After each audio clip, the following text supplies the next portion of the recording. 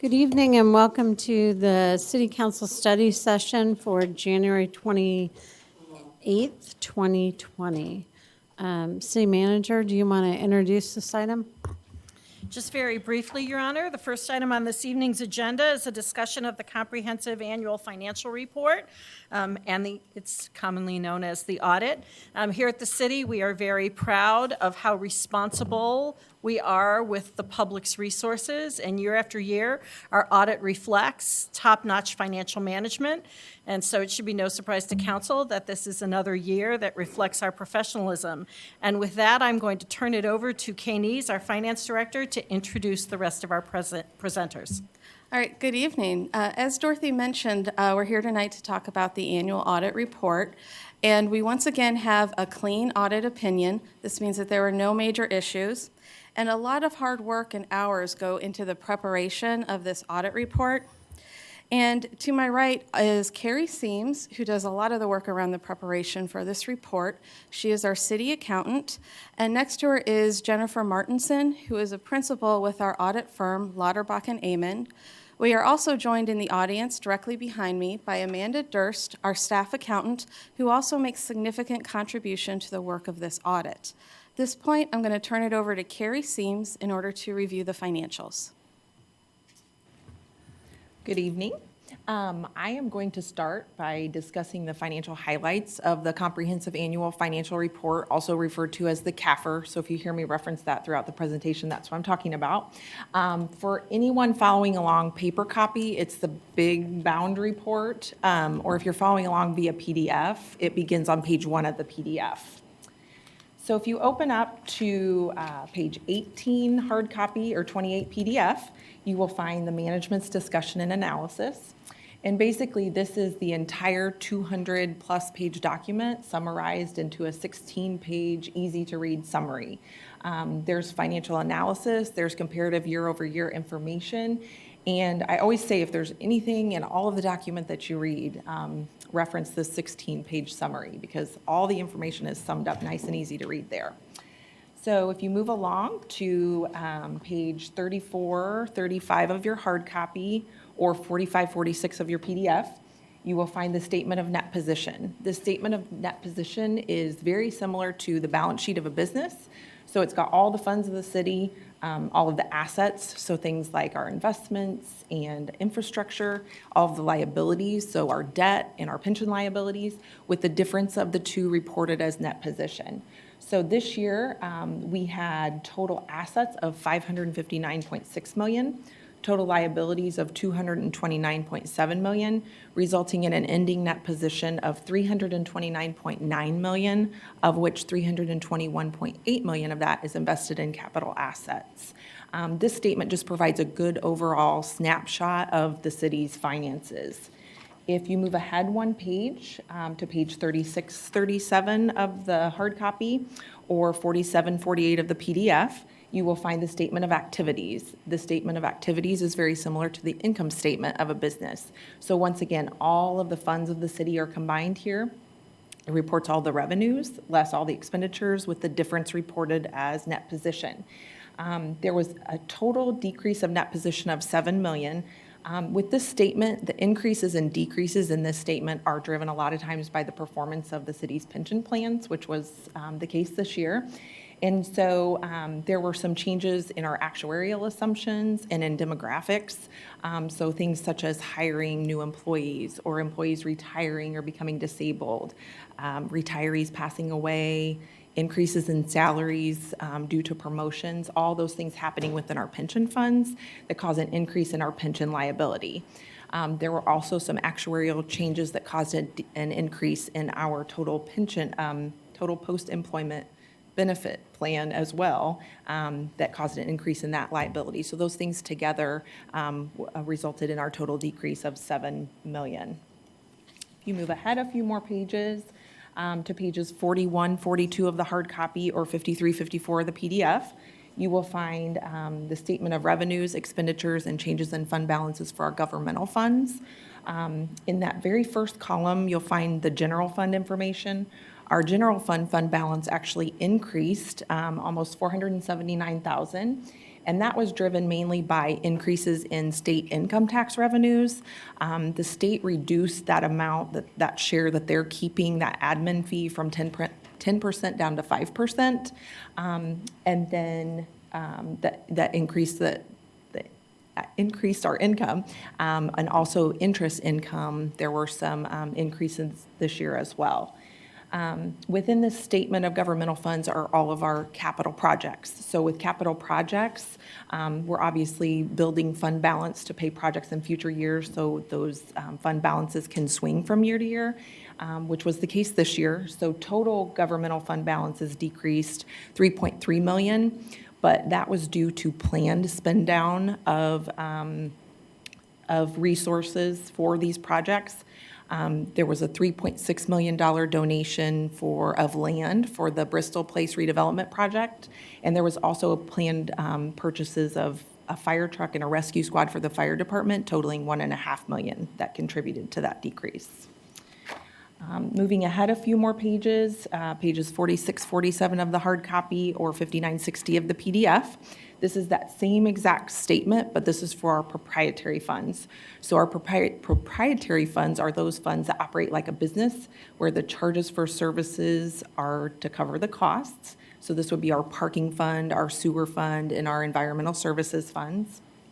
And in total, they had an increase of almost $129,000, and most of that was driven by increases in parking revenues within the parking fund. Moving ahead to page 149, 150, or 169, 170 if you're following along electronically. This is supplementary information related to our pension funds. And what I want to highlight here is if you look under the column 63019 towards the bottom, you'll see our funding percentages. So our police pension fund as of 63019 was funded at 78.06%. And then on the following page, if you look, our firefighters pension fund was funded at 70.35%. And it's just important to note that the city always contributes well in excess of what the state requires that we contribute. And so that's what drives these increased numbers. And just for reference, the downstate average for police and fire for this past year was 55.47%. So we're funding, we're sitting well above where most people are. Moving ahead a few more pages to page 156 of the hard copy or 176 of the PDF. These are the start of our budget to actual statements. So you'll see it'll show the performance related to budget. There's the original budget, there's the final budget, and then the actual results for both revenues and expenditures. And it starts with the general fund, and then each fund has an individual page that follows that general fund. And then the last thing I'll cover in this report begins on page 207 of the hard copy or 235 of your PDF. And this is our statistical section. So the statistical section shows trend information going back 10 years. So there's financial information, things like sales tax revenues, property tax revenues, demographic information, what's the median household income in the area, what's the unemployment rate, as well as operating statistics. So the number of fire calls that we had, the number of police calls we had, the number of potholes we repaired. There's lots of interesting and useful information that's contained within that section. The last thing that I will cover is the single audit report. And if you're following along electronically, you can find this on beginning on page 278, or if you're following along hard copy, it's the smaller bound report. The single audit is the audit of our federal grant expenditures and whether we're in compliance with federal grant guidelines. If you look on page 2, you will see our total federal awards expended this year were $2,848,929, which was consistent with the prior year. And I do want to point out that the MCOR grant is not included here, as that's a grant that's being managed by the state, so our auditors don't audit that. And then if you flip to page 9 or page 285 of your PDF, this is the auditor's report, which just states that there were no audit findings, and then there were no findings or questioned costs on any of our federal grant awards. So with that, I will turn it over to Jen Martinson, who is the principal on the audit. Good evening. I just want to briefly start by thanking the finance team for all of their hard work during the audit process. It really is a team effort, a coordinated effort, and the level of effort that this team does put into the audit preparation is outstanding. They do fantastic work throughout the whole process, so thank you all very much for all of your hard work. As Kay briefly mentioned, I'm happy to report to Council that it was an unmodified opinion for fiscal year 2019. And so this really is the highest level of opinion that we can express on the financial statements. And what that means really is that it was a clean audit and that everything within the financial statements is materially correct. Additionally, as part of the audit process, we do an assessment of the internal control environment as well. And during that process, we would also be required to communicate with Council if there were any issues, red flags, concerns that came up throughout that process in the form of a letter. That would be the SAS 114 letter. And I'm happy to say that there were no such issues. As you've seen throughout the presentation, it was a very clean audit, as we said, with the unmodified opinion, and additionally, no difficulties that needed to be reported to the Council. All right, so then I'm going to briefly review our management letter. The management letter is one of these smaller bound reports. If you're following along on your PDF, it starts on page 293. And what this letter is it's a chance for the auditors in order to provide certain recommendations to both management as well as council. The recommendations start on page 295 of the PDF, or the second page of the hard copy of the report. And the first recommendation is in regards to our police pension fund. The police pension fund on an annual basis actually gets a separate audit report from the city's audit report. Ideally, within that audit report, they would use the city's actuarial information as we are their employer. However, they have elected to instead receive a separate actuarial report, and that is what they include in with their audit. This is a repeat recommendation from prior years, and while city staff does agree with the auditors that ideally they should be using that information, the pension board has declined to implement this recommendation. The second recommendation is in regards to certain funds that on an accrual basis have exceeded our budget. So when the city performs our budget, we do it on the cash basis, which basically means that we record expenditures as they are paid. However, when we convert to audited financial statements, we convert to the accrual basis of accounting, which is where we record expenditures as the underlying economic transaction occurs. When this happens due to timing differences, oftentimes every year we have certain funds that will go over budget just due to the timing of the transactions and what year they get recorded in as we make this conversion. However, on a cash basis, all of our funds were within budget. At this point, I'm going to turn it back over to Council for any comments or questions. Are there any technical questions? Councilmember Stock. Quick one. On the police pension board, if they followed the guideline, how would that, do we know how that would change the different actuarial amount? It wouldn't change our numbers at all because what we're reporting is our actuarial reports, and it wouldn't change our liabilities or anything that we have recorded in our reports. It's just, their preferences is in their audit report, they want to include their actuarial information. Anybody else? Anyone in the audience wish to address this issue, please step forward. Seeing none, council comment. Thank you. City Manager, do you want to introduce the next item? Thank you, Your Honor. The second item on this evening's study session agenda is a review of city boards and commissions. This study session has been scheduled at the request of the City Council, and I think it's important to note that the last time a City Council did a comprehensive look at our boards and commissions was all the way back in 2002. So it's probably time for us to sit down and just check in and review all of our boards and commissions and make sure that the purposes and the way that they operate are consistent with council's expectations. And with that, I'm going to turn it over to Christopher Walton, Assistant to the City Manager, to do the presentation. Thank you, City Manager. Good evening, Council. As the City Manager stated, the purpose of tonight's study session is to review all city boards and commissions in operation in the City of Champaign and the associated ordinances per Council's study session request.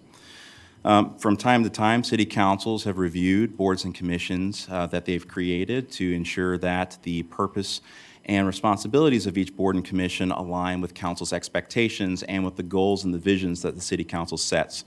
So to be clear, boards and commissions do serve a vital role in city government, and by utilizing boards and commissions, the city council is able to actively engage residents in the work of the city. So we start by broadly summarizing boards and commissions in three ways. First, they are volunteers. Each board and commission is made up of volunteer residents who offer their time, talent, and services to the city in order to help in conducting city business on behalf of council. Second, they are advisors. Through the effort of the professional city staff assigned to each board and commission members are able to provide recommendations and suggestions to city council about the appropriate fields of service for those boards and commissions to help council with their decision-making and policy-making processes. And then lastly, they are defined by council. So except where preempted by state law, the city council has the ability to create and amend and refine boards and commissions, again, to ensure that their responsibilities and scope of work align with council's expectations and the vision and the goals that the city council sets. So as with all elements of city government, every board and commission is required to adhere to the Open Meetings Act, the Freedom of Information Act, and the section of the city code regarding ethics. With the help of the legal department, the professional staff assigned to each board and commission is able to field questions from board and commission members as they come up regarding these topics, and then gets advice from the legal department to answer any further questions that they may have. Also on this portion, I would like to note that per state law, every member of a board and commission is required to complete the OMA training that is offered by the Illinois Attorney General's office within 90 days of their appointment. So before we get into the 10 boards and commissions that we're really here to talk about, just broadly and summarize, I want to point out the 6 that are not included in detail in your report, and they're not included for a few specific reasons. So the first 2, the Board of Directors of the Burnham City Hospital and the Board of Local Improvements, are not included because they're you. The City Council has assumed the powers of these boards, and so for the purposes of our discussion tonight, those really don't apply. I would like to note that the Board of Local Improvements was first established in 1868, and though it has not been in continuous operation, it is the oldest board that the City Council has, and why I mentioned the continuous operation matters later in the presentation. So the next 2 boards are the Board of Trustees of the Firefighters Pension Fund, and then as mentioned in the previous study session, the Board of Trustees of the Police Pension Fund. The reason why we're not talking about these 2 boards is because although they have mayoral appointments, the City Council is limited in what they're able to do with those boards because both of these boards are required by state law, and their activities and operations are also governed by state law. That is also true with the Foreign Fire Insurance Tax Board. Yes, you have one of those, because it is included by state law for every municipality, and the composition of this board is also dictated by the state of Illinois. So the council can't change any of that. Again, this is why that's not included in the report. And then last is the Tax Increment Financing Joint Review Board. Although these are not required in every municipality per se, if a municipal corporation creates a redevelopment area or a tax increment financing district, it is required to have one of these boards.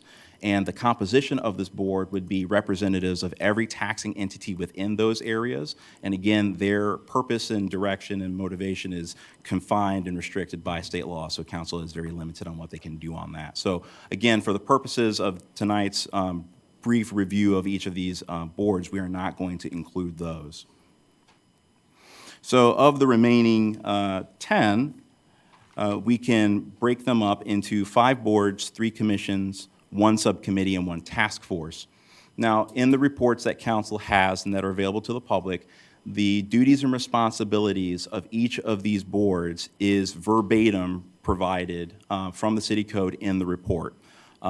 Because that list is very exhaustive, I will not go through every single duty of all the boards and commissions, but I will briefly summarize them as we acknowledge the boards that we have. So with that, we do have the following 10 boards and commissions. So the Board of Fire and Police Commissioners, which conducts and approves the recruitment and testing processes for appointments and promotions for fire and police personnel. The Champaign Historic Preservation Commission, which identifies properties and structures and areas that are historically significant in the city of Champaign. The City Council Compensation Task Force, which makes recommendations on mayoral and council member compensations. The City Human Relations Commission, which enforces the human rights ordinance of the city.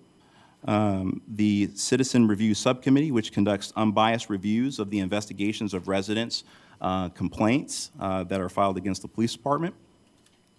The City of Champaign Board of Library Trustees, which governs the operations and policies of the Champaign Public Library. And this is the caveat that I gave earlier about the Board of Local Improvements, about continuous operation. The oldest board that the city has is the Champaign Public Library Board, being established in 1876.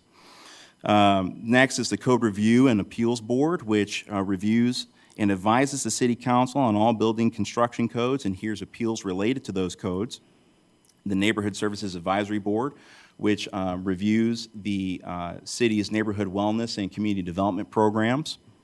The Plan Commission, which discusses and reviews various land use related issues. And the Zoning Board of Appeals, which reviews requests for variations from elements of the zoning ordinance and also hears appeals of decisions made by the zoning administrator. Included in your report are the members of each of these boards and commissions and the city staff assigned to each of them. So as I mentioned earlier, City Council's review of boards and commissions is just a matter of good governance. As the city manager noted, it's been a while since we looked at that. And this gives the City Council an opportunity to acknowledge the volunteer residents that serve on their boards and commissions, and also an opportunity to review the duties and assignments of each of the boards and commissions, again, to make sure that they align with City Council's expectations and the vision and the mission that City Council has set. So with that, there are a few general policy options that staff would like to bring to Council's attention for your consideration. And the first would be defined purpose and duties of each board and commission. Only the Neighborhood Services Advisory Board, the Human Relations Commission, the Citizens Review Subcommittee, and the Historic Preservation Commission actually have their purpose defined in the city code. As I mentioned in the report, if you read the duties and responsibilities of each of these, all 10 of the boards and commissions, you can infer what council wants them to do. However, that is an inference, and it's determined on the interpretation of the person reading it. So staff would recommend that council provide specific purposes for each of the boards and commissions that they have. Similarly, the duties and responsibilities of each of the boards and commissions is also provided by council, and staff would recommend that council review those just to make sure that they are clear and concise so that we can make sure that the volunteer residents serving on our boards and commissions have that direction from council and that the expectations of them by council are completely understood. So as examples, as I mentioned in the report, some of the duties that some of the boards and commissions have are broad. So to inform and educate, to undertake such other action or activity relative to, I swear I didn't write that, or to encourage or actively promote. Those are broad, and that level of latitude opens itself up for board and commission members to self-identify how they best can achieve council's goals and how they can best achieve council's expectations. So again, staff would recommend some code language that would clarify the purpose of each of the boards and commissions, and also make sure that the duties are concise and meet with council's expectations of what they want these boards and commissions to accomplish. The next option that we want to bring to your attention is an annual report to council. The city code only requires an annual activity report from the Neighborhood Services Advisory Board, the Human Relations Commission, and the Citizens Review Subcommittee. Staff would recommend that council request an annual report from all boards and commissions, and it serves a couple of purposes. Number one, it provides a historical record of the activities of each of these boards and commissions. It codifies that requirement so that this council and future councils can use that as a foundation for future reviews. And then also it gives council an opportunity to then review at their leisure the activities of each of these boards and commissions to, again, make sure that the duties and activities align with the expectation of council that they have for each of their boards and commissions. The next option that we want to bring to your attention is that of a citywide public comment policy. So this particular option is noted in your report in the section regarding bylaws for each of the boards and commissions. So the city code provides that of the 10 boards and commissions that we have, 8 of them are allowed to create and generate their own bylaws. Of those 8, 4 of them specifically speak to the ability of a speaker to have time during public comment. So just want to clarify that. There are 10 boards and commissions, of which the city code allows 8 of them to have bylaws. Of those 8, 4 only address public comment. And of those 4, 3 of them allowed 5 minutes per speaker. 1 of them allows 3 minutes per speaker. So having a citywide policy that completely covers all boards and commissions and all public meetings of the city of Champaign will provide consistency and clarity for members of the public who want to engage, actively engage and constructively engage with city government, and then they don't have to know the different rules depending on the different board or commission that they are interfacing with. The next 2 options, OMA certifications and attendance standards, are related because they're both relative to the section of the city code that speaks to appointments and removals of board and commission members, specifically the mayor's ability to remove a member of the board or commission at her discretion. Again, these are elements that the mayor can choose to use as she wishes. So if you bear with me for a moment, there are 4 reasons that the mayor can use to remove somebody from a board or commission. The first one is in the event that the mayor loses confidence in the ability of a member to work cooperatively with the city council, the other members of the board, committee, or commission, or with city staff. 2 is in the event that the mayor believes that there is a need for a different board, committee, or commission composition to assist that body in the conduct of its work. 3, in the event that the mayor believes that such removal is in the best interest of the city. And then 4, when a member has been absent for 3 or more consecutive meetings. So when referencing OMA certifications, I go back to what we talked about earlier in the presentation, is that by state law, every member of a board or commission is required to complete the OMA certification that is provided by the Illinois Attorney General's office within the first 90 days of their appointment. However, state law doesn't prescribe any type of remedy if someone doesn't do that. So staff is recommending that council give the mayor another tool in the toolbox to use to help compel individuals to complete their OMA certifications. And I think we all can agree that understanding the requirements of the Open Meetings Act and the Freedom of Information Act helps us be better individuals serving on boards and commissions. The second option in that is the attendance. So it's already listed as an option that the mayor can use at her discretion. Again, her discretion. It's when a member has been absent for 3 or more consecutive meetings. So staff would ask council just to clarify their intention when it comes to an attendance policy. And why this is important is because for any substantive action to be taken by a board or commission, it requires a majority of vote of all eligible members of that board and commission who can vote. So not just a majority of a quorum or a majority of the people who show up, a majority of the total number of people who are eligible to vote for that board or commission. So obviously we want to make sure that we are respecting the time and the effort and energy of our volunteers, but we also want to make sure that we have the attendance standards that council expects. So we're asking council to consider whether or not it's consecutive absences or if it's habitual absenteeism that council is trying to address with that particular rule. And then last is a formalized orientation. So currently, when a new board or commission member is appointed or reappointed, they get some form of orientation about the expectations of their board and commission from the professional city staff that are assigned to them, to that board or commission. This is informal. There's really no prescribed methodology of what is covered, what topics are covered.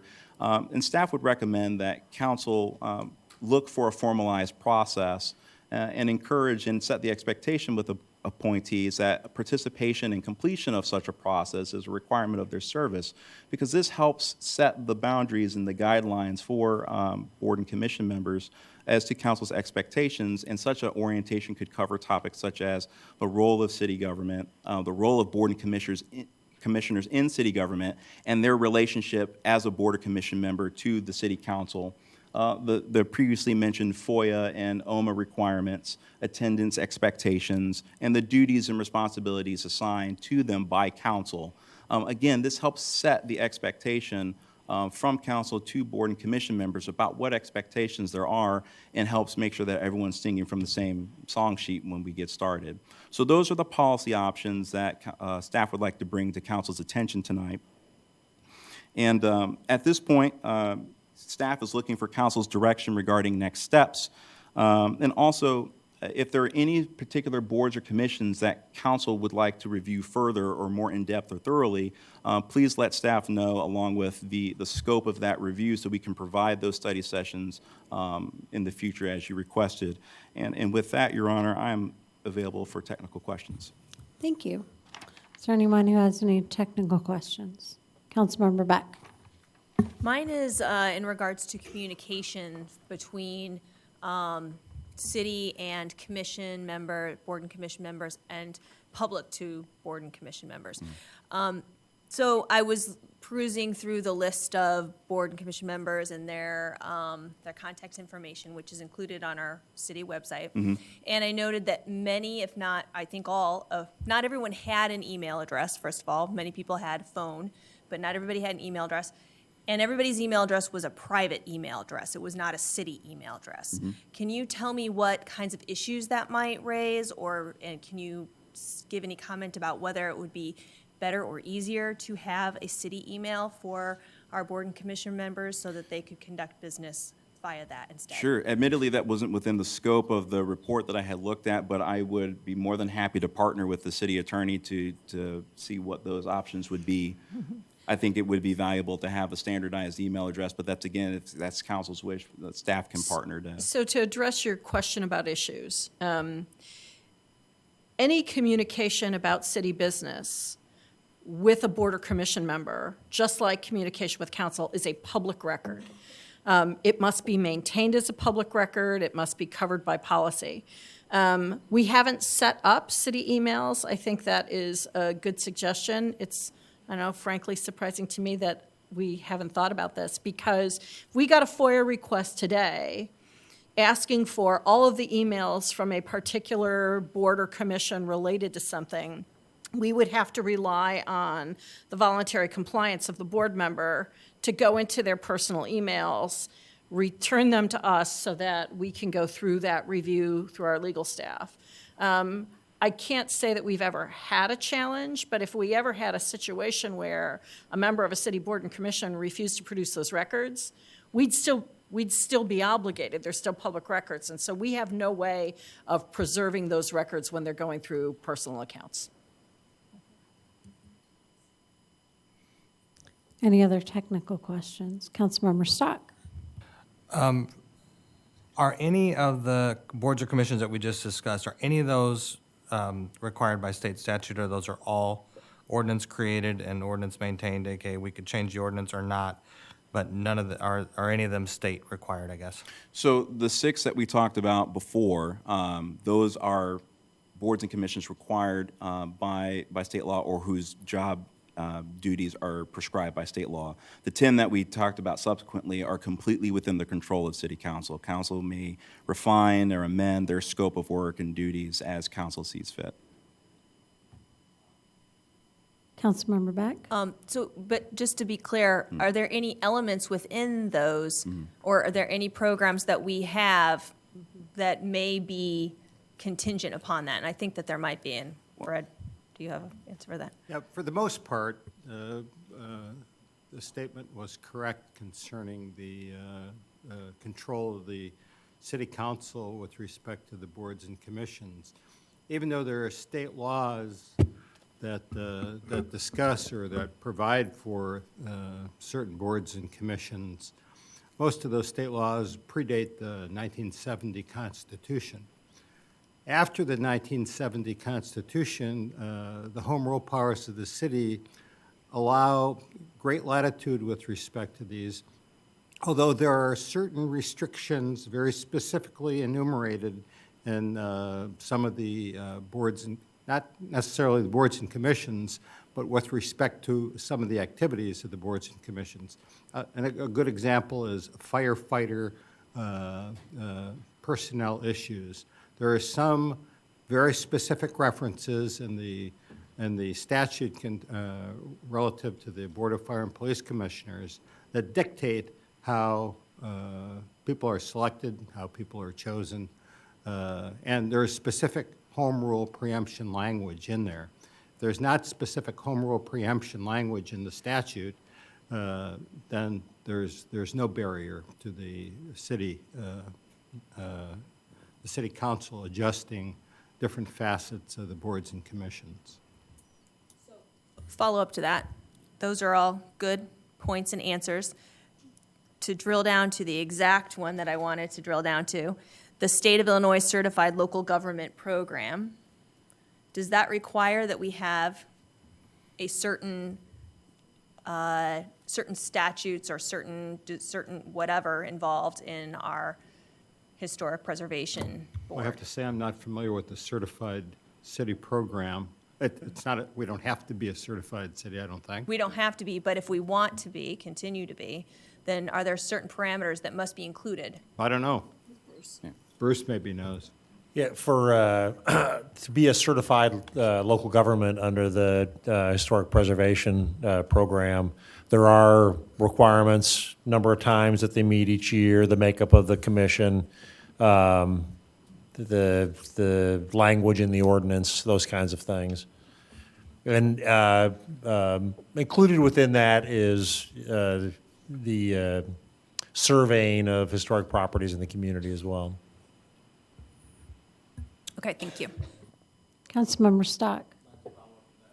So what exactly, so when we're talking about certified local government, what does that mean? I mean, for this purpose? I mean, does it provide access to funding? Does it provide, like? So what is it? potentially, there's some grants that are available for things like doing survey work. The state over the years has had limited funding available, but there is that opportunity. I think the city of Champaign has once or twice availed itself to those grant dollars. Anybody else? Councilmember Gladney. Thank you. So in our packet, there is information about the staff time from 2019 that was spent in support of some of these boards and commissions. I appreciate that, but do we have, I mean, do you know off the top of your head, how does this compare to 2018 or other years? Do we have historical data? I mean, I'm just curious if this is generally, these are steady numbers or whether they fluctuate, and if so, what those are based on, and yeah. So they're relatively consistent. I mean, there will be some fluctuation. So for example, if it's an up year for the Code Review and Appeals Board, when they're actually going through code changes for all of our building codes, that would require more staff support because there are more building codes to review and to bring those recommendations to council. So there are subtle fluctuations and things like that, but by and large, these are relatively consistent. Thank you. You're welcome. Councilmember Briggs. In terms of number of meetings, it seems like we get copied on when there's cancellations and things of meetings, and there's certain boards that have a lot more cancellations than others. I mean, is that just sort of commonplace? Is it that we need to look at the role of that particular committee? Is there something that needs to be tweaked so they actually have something to do? Do we need to look at whether or not we need that committee? How does So as a matter of course, it's just a matter of practice. If there is no business for a board or commission to attend to, those meetings are canceled. It would be the same as if there was nothing for the city council to consider, right? So if if council would like to review those specific boards or commissions, we can create a study session that dives deeper into that, but just as a matter of course, yes. I mean, if there's no business for them to attend to, then those meetings are typically canceled. Okay, well, and I get that. I guess I'm thinking of maybe some historic preservation or something. Like there may be something like a Board of Appeals or something that is very specific to an item, and you either have that item or you don't. But if you have historic preservation and they're to be doing work all along the way, or it says, they should look at surveying or they should look at designating or those types of roles, then I guess I'm concerned about why a lot of those meetings, why there is nothing to discuss. Sure. Well, again, each of the boards are supported by city staff in those regards. So I would need to look specifically into that particular board or commission to give you a better answer. So the other point that I'd like to emphasize is when Christopher raised the issue about broad duty supports and commissions, in the absence of very specific activities, then it really does become either staff or board members kind of suggesting topics for meetings, right? And so there's also a very careful balance between boards and commissions discussing topics and boards and commissions directing the work of staff. So having meetings to just discuss in the broad categories of saying educate or sharing information, that's one thing. When it starts to become, let's have a discussion about staff doing stuff, it becomes kind of a difficult situation for staff because we do not take work direction from council or from boards and commissions. We take work direction from council. And so the clarification of the purposes of boards and commissions that maybe cancel more often or have very broad purposes so that we know what you want staff to work on vis-a-vis the advice or the engagement of those commissions would be helpful. Okay, thanks. Councilmember Stock? I want to go back to Councilmember Gladney's question about number of hours. So how are those calculated? And the reason I ask is, just using it as an example off the page, Board of Police and Fire Commissioners. I was on that for a year. I don't think we met more than 5 minutes, maybe 1 minute of the year. So obviously 1,550 hours is needed. So is it anything related to hiring police and fire got calculated as that was part of the work of Police and Fire Commission, basically? It was specifically Or any of the, I just used that one because it was on top well, and sure. it jumped It was out, but- specifically meeting preparation, agenda preparation, and any of the clerical and administrative support that staff provided to that board or commission throughout the course of the year. But hiring police officers, using that as an example, hiring police officers and firefighters and the promotional aspects of that are all functions of city government that we're going to do anyway that was not specific to that board or commission. Is that true then of these other, is that kind of the way they were calculated as well? So Correct. some of the stuff we're doing, we spent 840 hours for the Champaign Public Library Board, but in reality, a lot of that stuff was stuff that it wasn't done because there's a public library board. It was stuff that was going to be done anyways. That make sense? Yeah. Give me one moment. Let me pull up that Or, section. I just picked that one off the page, but Sure. But you're correct that maybe some of that stuff would be done anyway, but it still requires, there is still staff time involved in the preparation of agendas, the discussion of topics, preparing items for the meetings, noticing the meetings, minutes for the meetings. There's a wide variety, so you're right, for Board of Police and Fire Commissioners, the amount of staff time that goes into the hiring and the promotional recommendations for police and fire is more significant on the staff side, and it may not seem like as much work on the board itself, but it's just like city council meetings. There's a lot of staff time that goes into the preparation and support. That doesn't make it a good thing or a bad thing if there's a lot of staff time, but it is still staff time that aligns with having those public meetings and supporting the board in the conduct of its duties.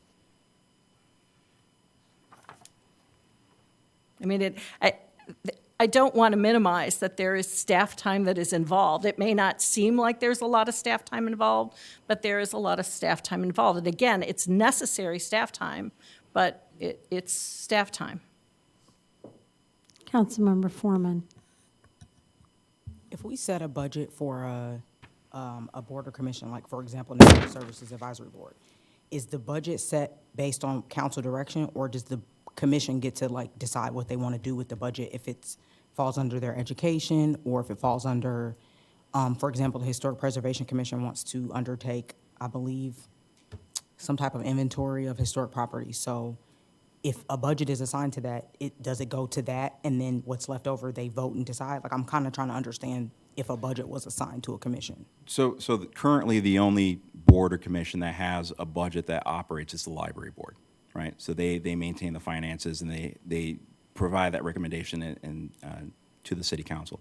If council were to provide a budget, that would be completely at council's discretion, and more than likely it would be included as part of the operating budget of the department that provides that support for those boards or commissions, and that would be a completely separate process that I don't even know that we have a mechanism for yet, because we haven't done it to date. So if the Historic Preservation Commission was to apply for a grant based on like what Bruce was talking about through the state to maybe get the funds to do an inventory, is that something city council has to accept on behalf of the city, or can the commission kind of operate that? So without wanting to step out of my lane into the finance side, it is my understanding that the city council would have to accept any grant, but that wouldn't be the board or commission applying for that. That's city staff applying for that. So the commission can't find grants or things that they think would be good for public education and then like bring it to staff, and then staff, like, it would be like it's not something the commission itself would be able to kind of undertake. That's... So there's a difference between any board or commission that identifies something that would be good for the city can share that information with staff or share that with the council.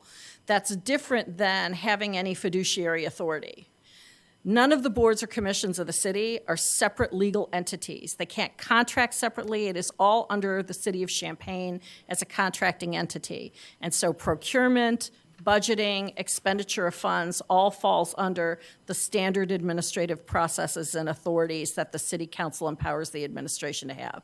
So if a board or commission wanted to entertain certain activities that required funding, council budgets the funding, it's placed in operating budgets. Any contracts for services are contracted under the city of Champaign and administered by the administration, because the boards and commissions are not separate from you. They are an extension of the whole governance of the city. Does that make sense? With the exception of the library.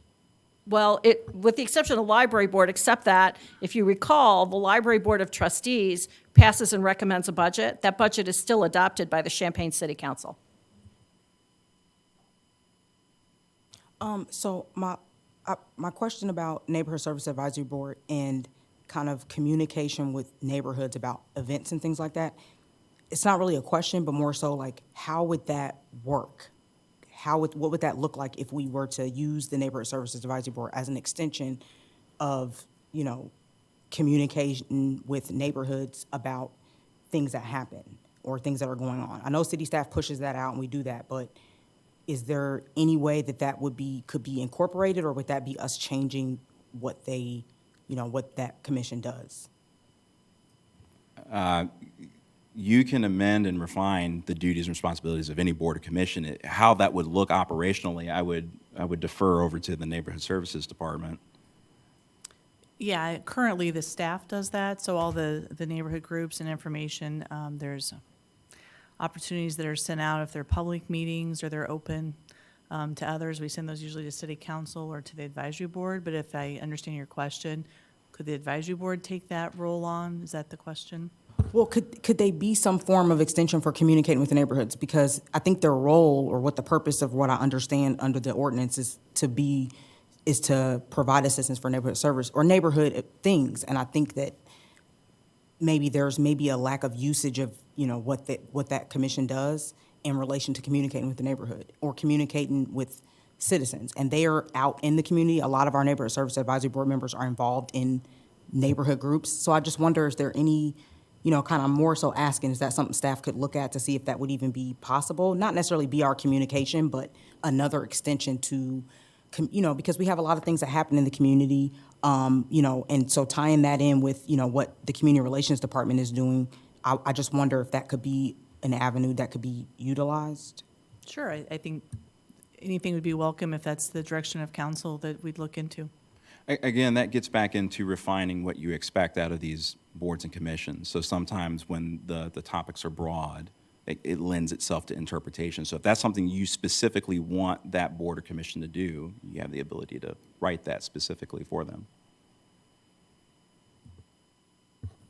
Councilmember Beck. This might be a question for Dorothy, but can you talk about what role the boards and commissions play, or do they play currently any role in the council work plan? You mean the city council goals? Yes, yes.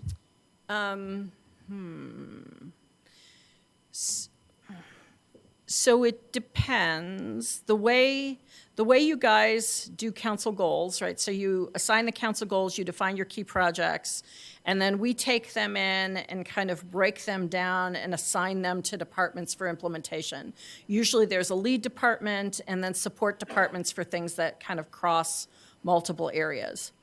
To the extent that any of your goals involve policy work that ties directly to the mission of one of the boards and commissions, generally what staff would do is staff would share that information with the board or commission, perhaps engage, like have the public discussion to invite public comment on that at the board and commission level before bringing it to council in a study session. That's the part where Christopher had suggested that one of their roles is advisory. Sometimes they are, you'll note in a council report under community input that will actually say, this was discussed at the Neighborhood Services Advisory Board, for example, and, you know, their comments were, you know, summarized in that area. It's not directly work as much as it is kind of providing one more way of engaging with the community and listening to the community as we are preparing recommendations or policy actions that we, again, roll up to council because it's all at your direction.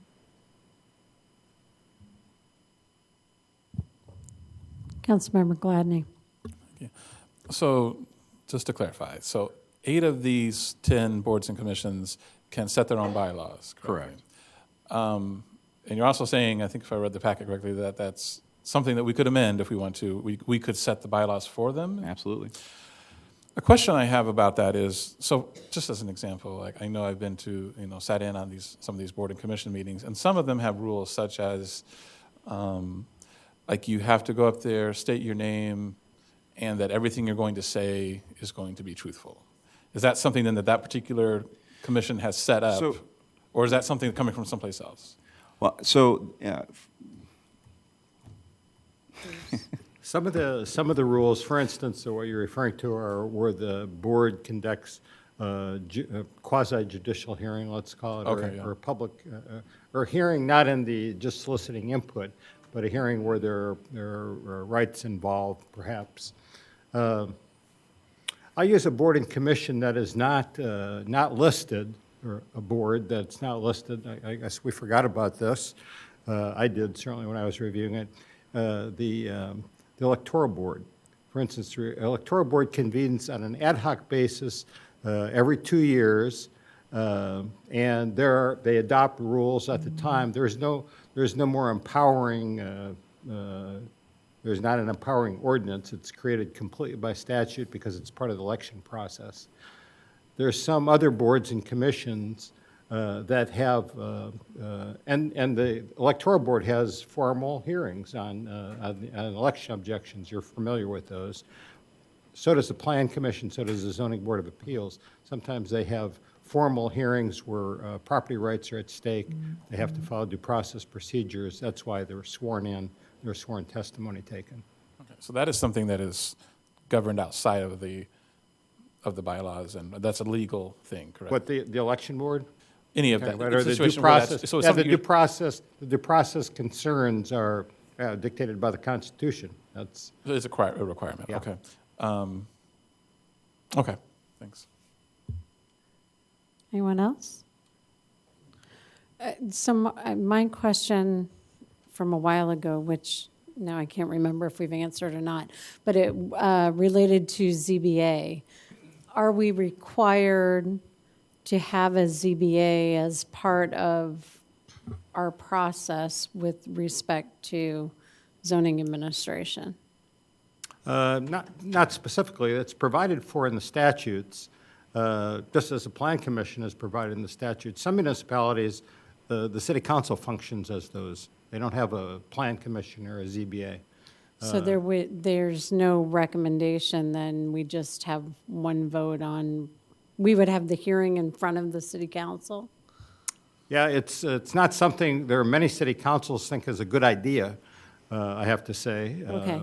That's why there are Plan Commissions and ZBAs to But sort it's- of get that the detailed public analysis ahead of time, so the city council has that to consider. But there are several up in the suburbs that have done away with those.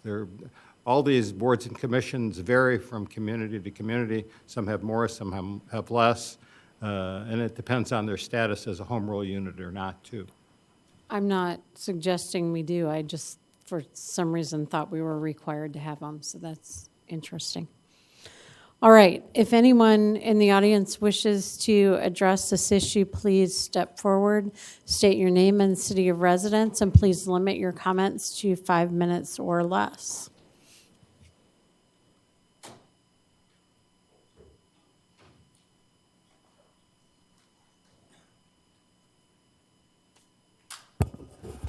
Good evening, Mayor and Council. My name is Todd Satterthwaite, address 502 South Elm Street in Champaign, and I'm a member of the Historic Preservation Commission. And so I appreciate you reviewing all the boards and commissions. I know it can seem like a thankless task, especially if you're the mayor who has to appoint all of the commissioners, and it's a never-ending job, I know. But I think, to answer a couple of the questions that have come up tonight, and one was that why are so many meetings canceled? And from the Historic Preservation Commission point of view, it's because most of the time our meetings are if somebody requests a historic status or something like that, or a historic designation for their home, then we're called in. But we would like to do more, rather than just looking at historic properties, seeing if any of them want any, modifications that need to be approved. And we would like to do some of the things that are required of Champaign as a certified local government, such as the surveys of historic properties and historic neighborhoods. But there's never been any money in the budget to do that. And so we would really appreciate the ability to help direct and even maybe volunteer for some of these activities, but we can't do it on our own. Everybody's busy. It takes money to do these things. And so we're requesting a small amount to be put in the budget for historic preservation purposes. And then we would see our role as making a recommendation to the staff on how to use that. And we would probably recommend that it be used to hire some consultants to be able to do the historic surveys and inventories, and start with some of the active neighborhoods. And Champaign has a little bit of history with this just recently with the downtown historic district, and where the two business people on Main Street came to the city and said they wanted to create the historic district, and it was recommended that they do a survey. And each of the business people put in $5,000, and the city put in $5,000 to have a $15,000 pot to be able to perform the survey of those historic buildings. I think that was on the order of 60 or 70 buildings in downtown Champaign. And I guess that's been successful. It's gone through all the hoops so far and is awaiting approval in Washington, D.C. right now. And so there is a history of doing some of the surveys, and we would like to move it out of the business district and into some of the other neighborhoods in Champaign. So we were asking for a modest amount, maybe to start out with $10,000, and hope that that would be an annual allocation for historic preservation. And then the commission would be very happy to work with staff on what the best use of that money would be. But we, one of the things that we've noticed is that in the ordinance, it calls for historic districts and conservation districts. And in, I think, the 20-plus years that the ordinance has been in place in Champaign, there's not a single historic district, there's not a single conservation district. And part of that is because that groundwork has not, the surveying work has not been done. It takes a lot of documentation to be able to create a historic district or conservation district. And so getting that process jump-started with a small amount in the budget could help to do what the ordinance envisioned when it was passed many years ago and start creating those historic and conservation districts. I know that one of the goals would be to make serving on these volunteer boards and commissions a rewarding experience for those of us that are doing it. And I can tell you right now, it's frustrating to be able to try to do the work that we're intended to do through the ordinance, since there's been no money budgeted for the purpose of doing that. And I think if there was money budgeted, it would not only make our work more meaningful, but it could pay big dividends for the city. And I know that the president of PACA sent you out an email, and one of the attachments was the 24 reasons that historic preservation is good for your community, and a lot of those are economic reasons and quality of life reasons. And so I think a small investment in the Historic Preservation Commission could pay big dividends in the future for the city. Thank you. And I'll be happy to answer any questions if you have them. We don't do it that way, sorry. Oh, okay. Thanks. Anyone else? Please step forward.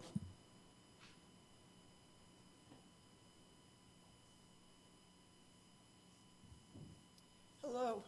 My name's Giselle Atterbury. I live at 705 West Washington, and I'm tempted at first simply to say what he said, pay attention to that. I am here also as a resident to ask that the Historic Preservation Commission be given some money so that a serious survey can be begun. I wrote on August 29th to the Historic Preservation Commission, and of course that was entered into the public record. And that communication consisted of my cover letter and a petition signed by my neighbors following a city-related activity. A number of them were eager to sign a petition asking that there be a budget for the Historic Preservation Commission, specifically to facilitate a survey of local buildings.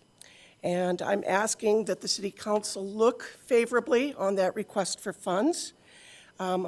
It is understood that a survey must be undertaken in a very professional manner and that there will be related associated costs. And I would trust the HPC members to come up with the appropriate budget. I certainly applaud, as do many of my neighbors, the work done by city staff to create an application for a downtown historic district, a National Register district. I think there are many positive ramifications for the city from this.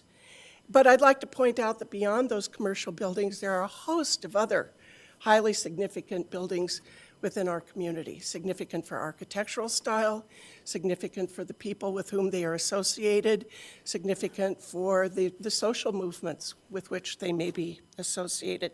So we need to know what those buildings are. And some of them may be worthy of landmark status, but that would be determined later by a survey. A number of Illinois cities, including Urbana, Rock Island, Evanston, Bloomington, have been far more robust in historic preservation efforts than our own city. And to see what that entails, simply go to their city websites and look at what their HPC individuals have been able to accomplish. We have superb examples which we might choose to follow. Also, we have a great and very specific starting point for an architectural survey. It is the 1974 Heitzman study, and I'm sure that at least some of the HPC members are extremely familiar with that. That was a survey done, again, many years ago for academic purposes through the University of Illinois. But what it did accomplish was a list of buildings prior to that time that certainly deserved attention, primarily for architectural style. But of course, there are other reasons which should be investigated as well. It is a study, of course, dated. It is certainly deserving of refinement. But the good news is that professionals coming in or city staff members beginning a survey don't have to start at ground zero. There is some groundwork that exists. As I understand Susan Apple has written to you, there are many reasons for advancing historic preservation. Those reasons are rich, they're numerous. They include benefits to the local economy, benefits for sustainability efforts, and of course, all of those issues related to pride of place. Please provide a budget for our HPC to begin the absolutely essential task of a proper architectural survey, one that is, in very strong words, requested by the city's certified local government status. Thanks very much. Thank you. Does anyone else wish to address council? Hi, my name is Emily Rodriguez. I'm the chair of the Citizen Review Subcommittee. So I understand this tonight is kind of a preamble. You are determining the scope and breadth of the reviews that are to come, so of different commissions and boards. I have read the report. I see a constellation of a lot of different options for standardization, some for guidelines for public comment and annual recommendations, which I personally would welcome. That would be very helpful. But I also see options for standardization that would fundamentally change the way that boards and commissions operate. And those would be the standardization of the responsibilities and procedures and duties of the boards and commissions. But these options seem to orbit around a single question, which I think can supplement and accentuate the report that you've all received. And that is, what do you want boards and commissions to contribute? What do you want us to give? I've read the handbook. I've gone through the same interview process that everybody else has to be appointed by the mayor to our position. But in the 2 years that I've been here, I can tell you the conversations that I've had with city council members show that the city council is not in agreement on this question. I have heard that we do not have any power to take away, so why would we be concerned with a review? I have heard that we are also, on the other end of the spectrum, a rubber stamp, that we should ignore the language of the ordinance until we are explicitly asked to act on that item by the city council. I would say that in answering this question, what do you want boards and commissions to contribute, that the Citizen Review Subcommittee is a useful case study, as my fellow commissioners will add. Again, I want to offer 3 ways that we can accentuate or supplement what you have in your report. The first has to deal with Councilwoman Brick's questions. We can contribute a committed and ongoing conversation with the public. So in the case of the Citizen Review Subcommittee, we are a promise that for 1 hour, every other month, we will talk about the relationship between Champaign Police Department and the citizens. It's an hour-long dedication to a focused conversation. So what do we do when we don't have any scheduled business? Informative presentations that can help us do our job better, that when we watch a dash cam or body cam, that we understand what's going on in a little bit more depth. We understand the community context. That helps us do our job better. The second is that we are independent. We are outside of the political fray. So for example, we sought to have an informative presentation on the use of discernment at the scene of issues that, of the scene of a police incident that involved drug possession. That was nixed, but the usefulness of that is that we, even though that issue does not, it's not a useful campaign slogan, right? It is a question, that kind of presentation, that information that allows us to do our job better, and including the public on that conversation moves us forward as a community. And finally, specialization. The work that we do requires not only an understanding of police policy, but we are required to do 10 hours of ride-alongs, which is incredibly important to understanding a complaint and how it's processed.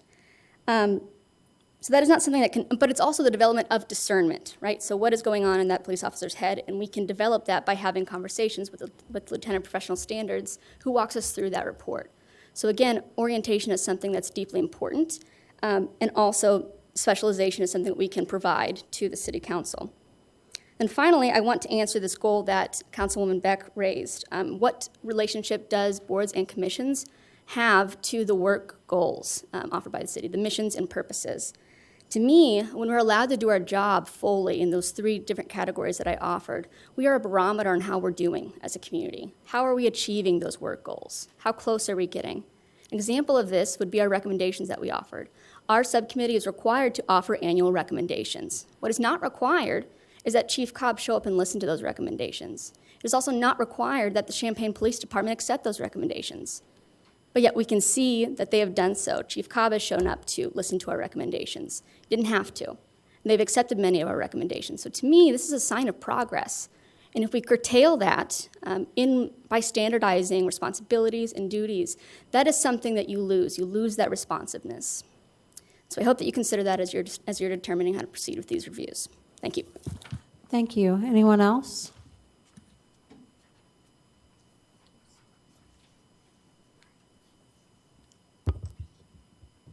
Good evening. My name is Emily Close. I live in Champaign on Hill Street. It's been 17 and a half years, apparently, since there was a study session to review the boards and commissions. So the first thing I'd say is maybe you would like to codify some language that says maybe every 3 or 4 or 5 years they should be routinely reviewed. Maybe when there's a new mayor comes into office, that person should set a study session or get the signatures to get a study session. I started getting involved a little bit in city government 2 years ago when I filed a citizen's complaint against a Champaign police officer, and going through that process made me interested in getting involved in some more commissions. So I've been to meetings at the Plan Commission, Human Relations Commission, Citizen Review Subcommittee, and most recently the Board of Library Trustees. And I've got some practical questions that you might want to think about and incorporate into what you're asking of city staff to find out. I'd like to know why the times are so all over the map. For some of them, 4:15, 4 o'clock, 4:30, and 5:30. It seems to me 4:15 and 4 and 4:30 are not conducive to the democratic process of people being able to get off work to go to a 4:15 meeting. I would like to know what the rationale is behind those times, and maybe you would think about looking into that. Also, as a citizen, it's extremely frustrating to try to get information. I've spent hours trying to chase down minutes from different meetings. I've talked to people all over the place that keep referring me. I've talked to Jeff Hamilton in communications. I've talked to Laura Hall, city attorney, assistant city attorney, rather. I've talked to chairs. I've talked to department heads.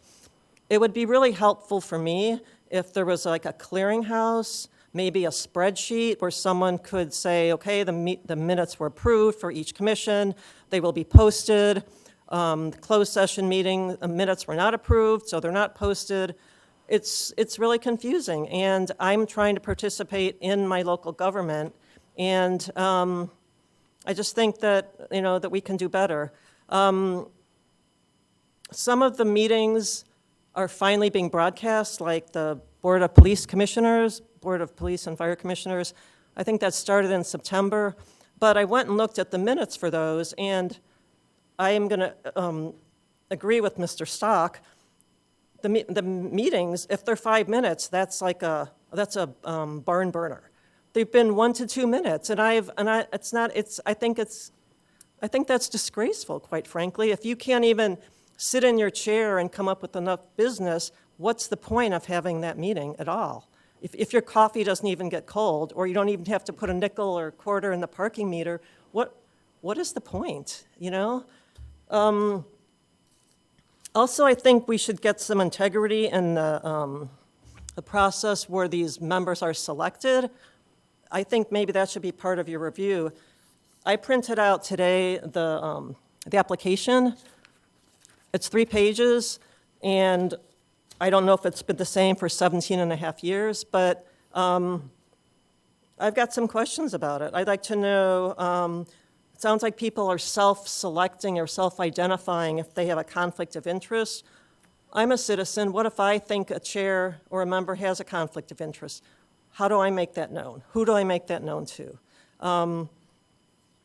I'd like to see a spreadsheet of when people take the OMA, I think, the training.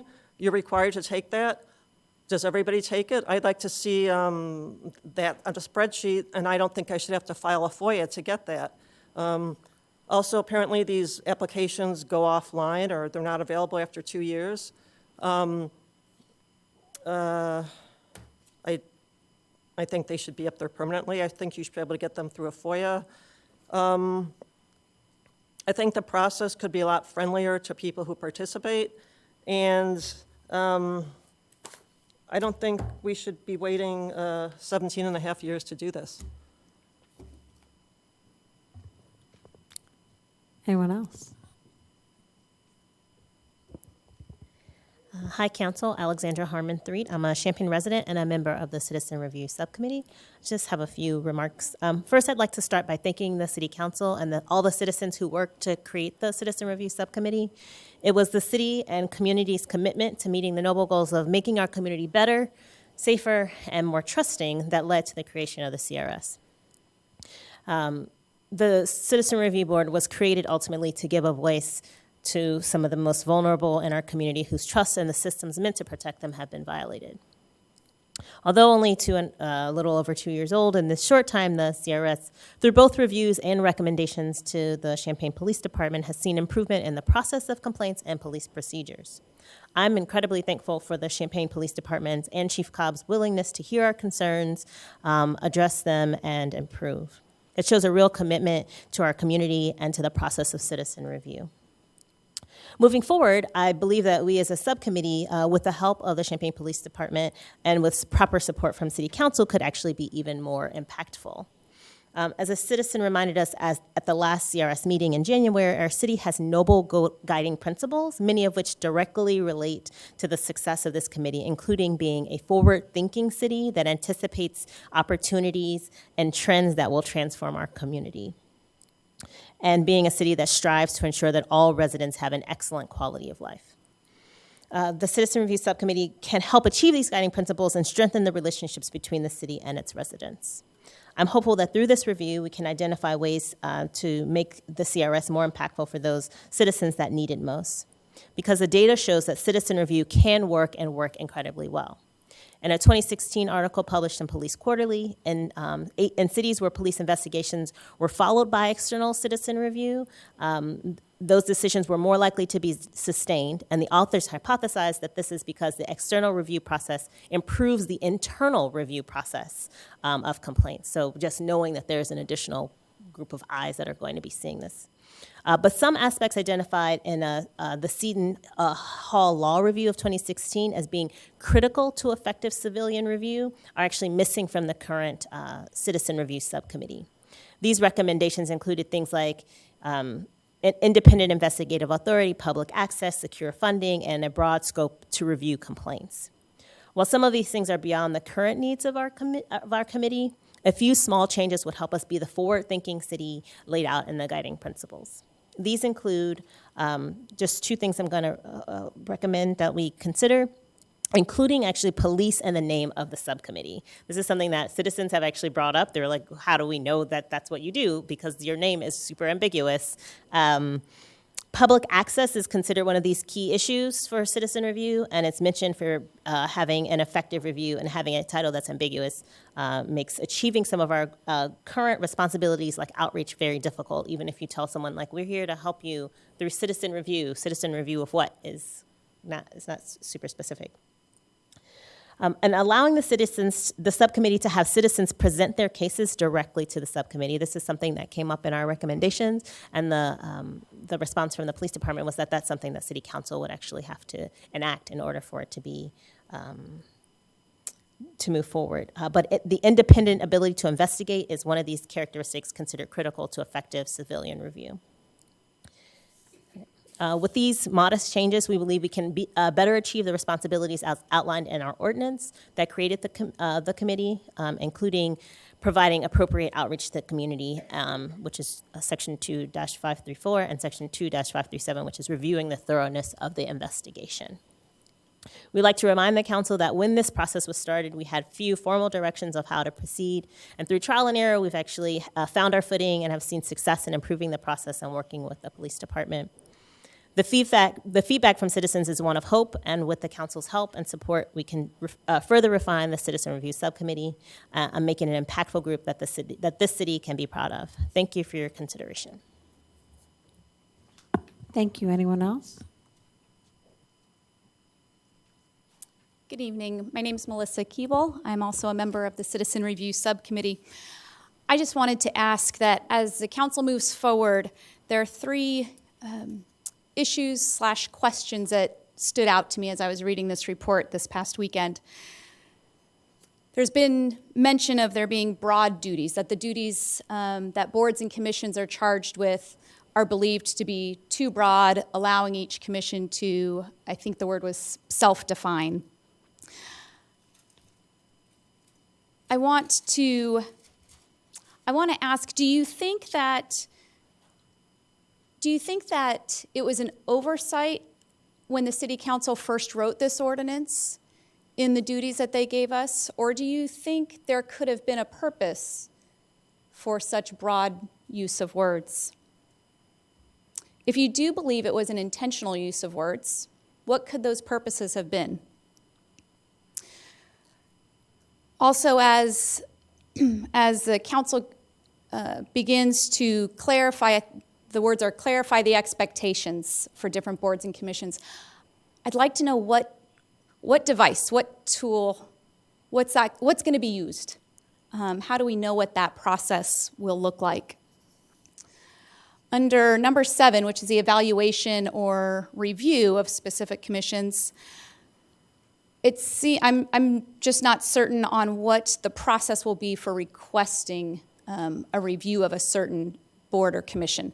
Like I said, these are just questions. I know I can't get the answers right now, but it would be great if we could at some point, because I don't imagine I'm the only person with some of these questions. And lastly, under discussions of alternatives, the first alternative is directing the staff to draft the policy or code language, and there's 4 advantages listed. I'm going to start with numbers 2, 3, and 4. Numbers 2, 3, and 4 are very measurable, objective advantages. The first, quote, advantage has a potential to be fairly concerning to somebody that's very interested in being able to provide independent investigation for our citizens.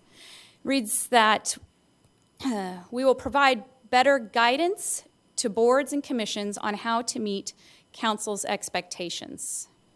So the boards and commissions will receive better guidance on how to meet council's expectations. I think from a skeptical perspective, but from some citizens' perspectives, that can be read as how the council is going to limit the process, the relevance, how they want to control the outcomes of different boards and commissions. So I would appreciate, as we move forward, if we could have some further information on how these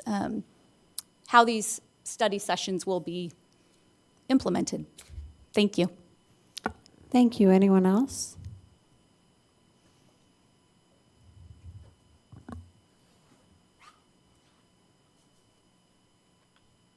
Good evening. I'm Rick Weibel. I'm a resident of Champaign.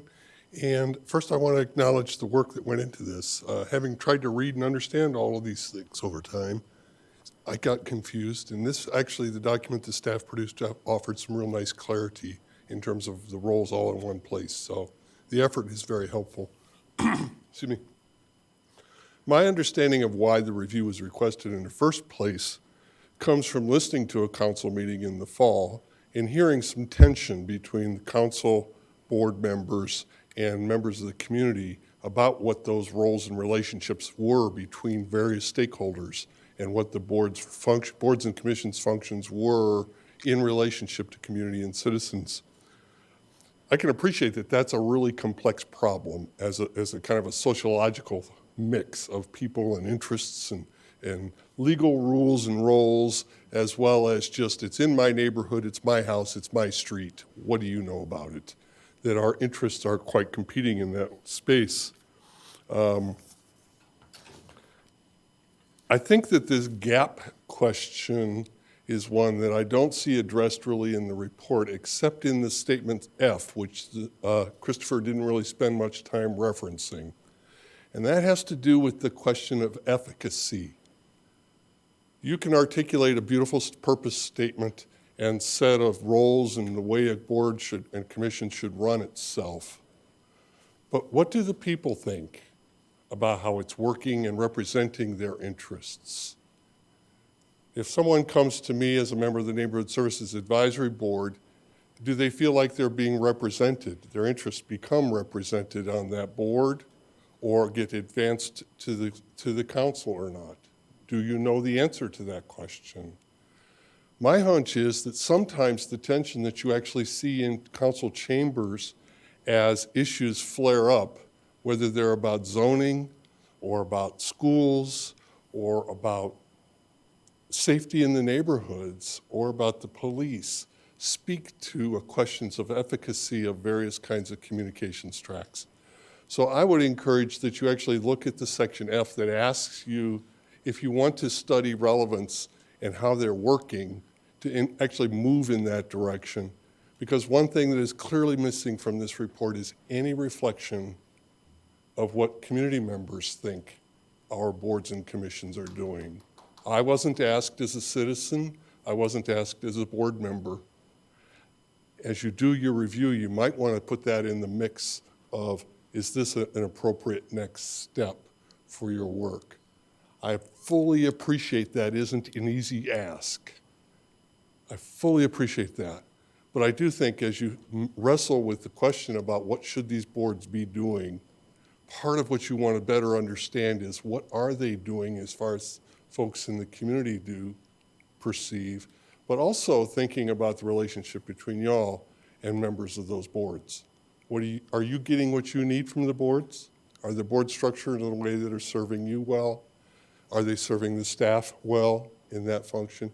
So there's an efficacy question that I would certainly encourage you to put on your table for discussion as you do that, and that cannot be done well without involving a broader swath of the members of the community.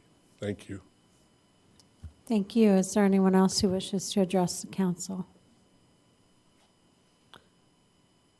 Before we go back to council, I just want to take a minute to thank everyone for being here. As I look out, most of the faces I see are our board and commission members, and you all volunteer your time on behalf of the city, and you've taken your time tonight. So thank you all for being here, and to the other citizens who are present. Council comment. Anybody? No council comment?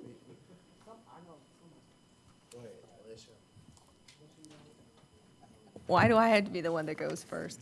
Okay, I will go first. Okay, so I think that this is a good process because there's I think a need for us to be able to complete the tasks that we set about every year. And every couple years we make our broad goals as a council, and we say these are the things we want to accomplish as a city. And clearly, one of the biggest pieces that we need for those is public input and public comment and public help. And in order to do those in a most efficient way, we need people to help us get that public input. And I think that one of the things that I'd like for us to do is to refine that process so that there's a better communication from boards and commissions to council so that we can get better information about what we're trying to do as far as our goals and what kinds of information we can get from our boards and commissions to help us get to that place of attaining the goal. So to kind of look at the things that you had asked us and then to expand on some of those as well. A definition of purpose and duties, I think, is imperative in that process, because I think that it will help us to have a better communication between between commissions and boards and council, and it'll allow us to have a better idea about what we're asking boards and commissions to achieve on our behalf. I think that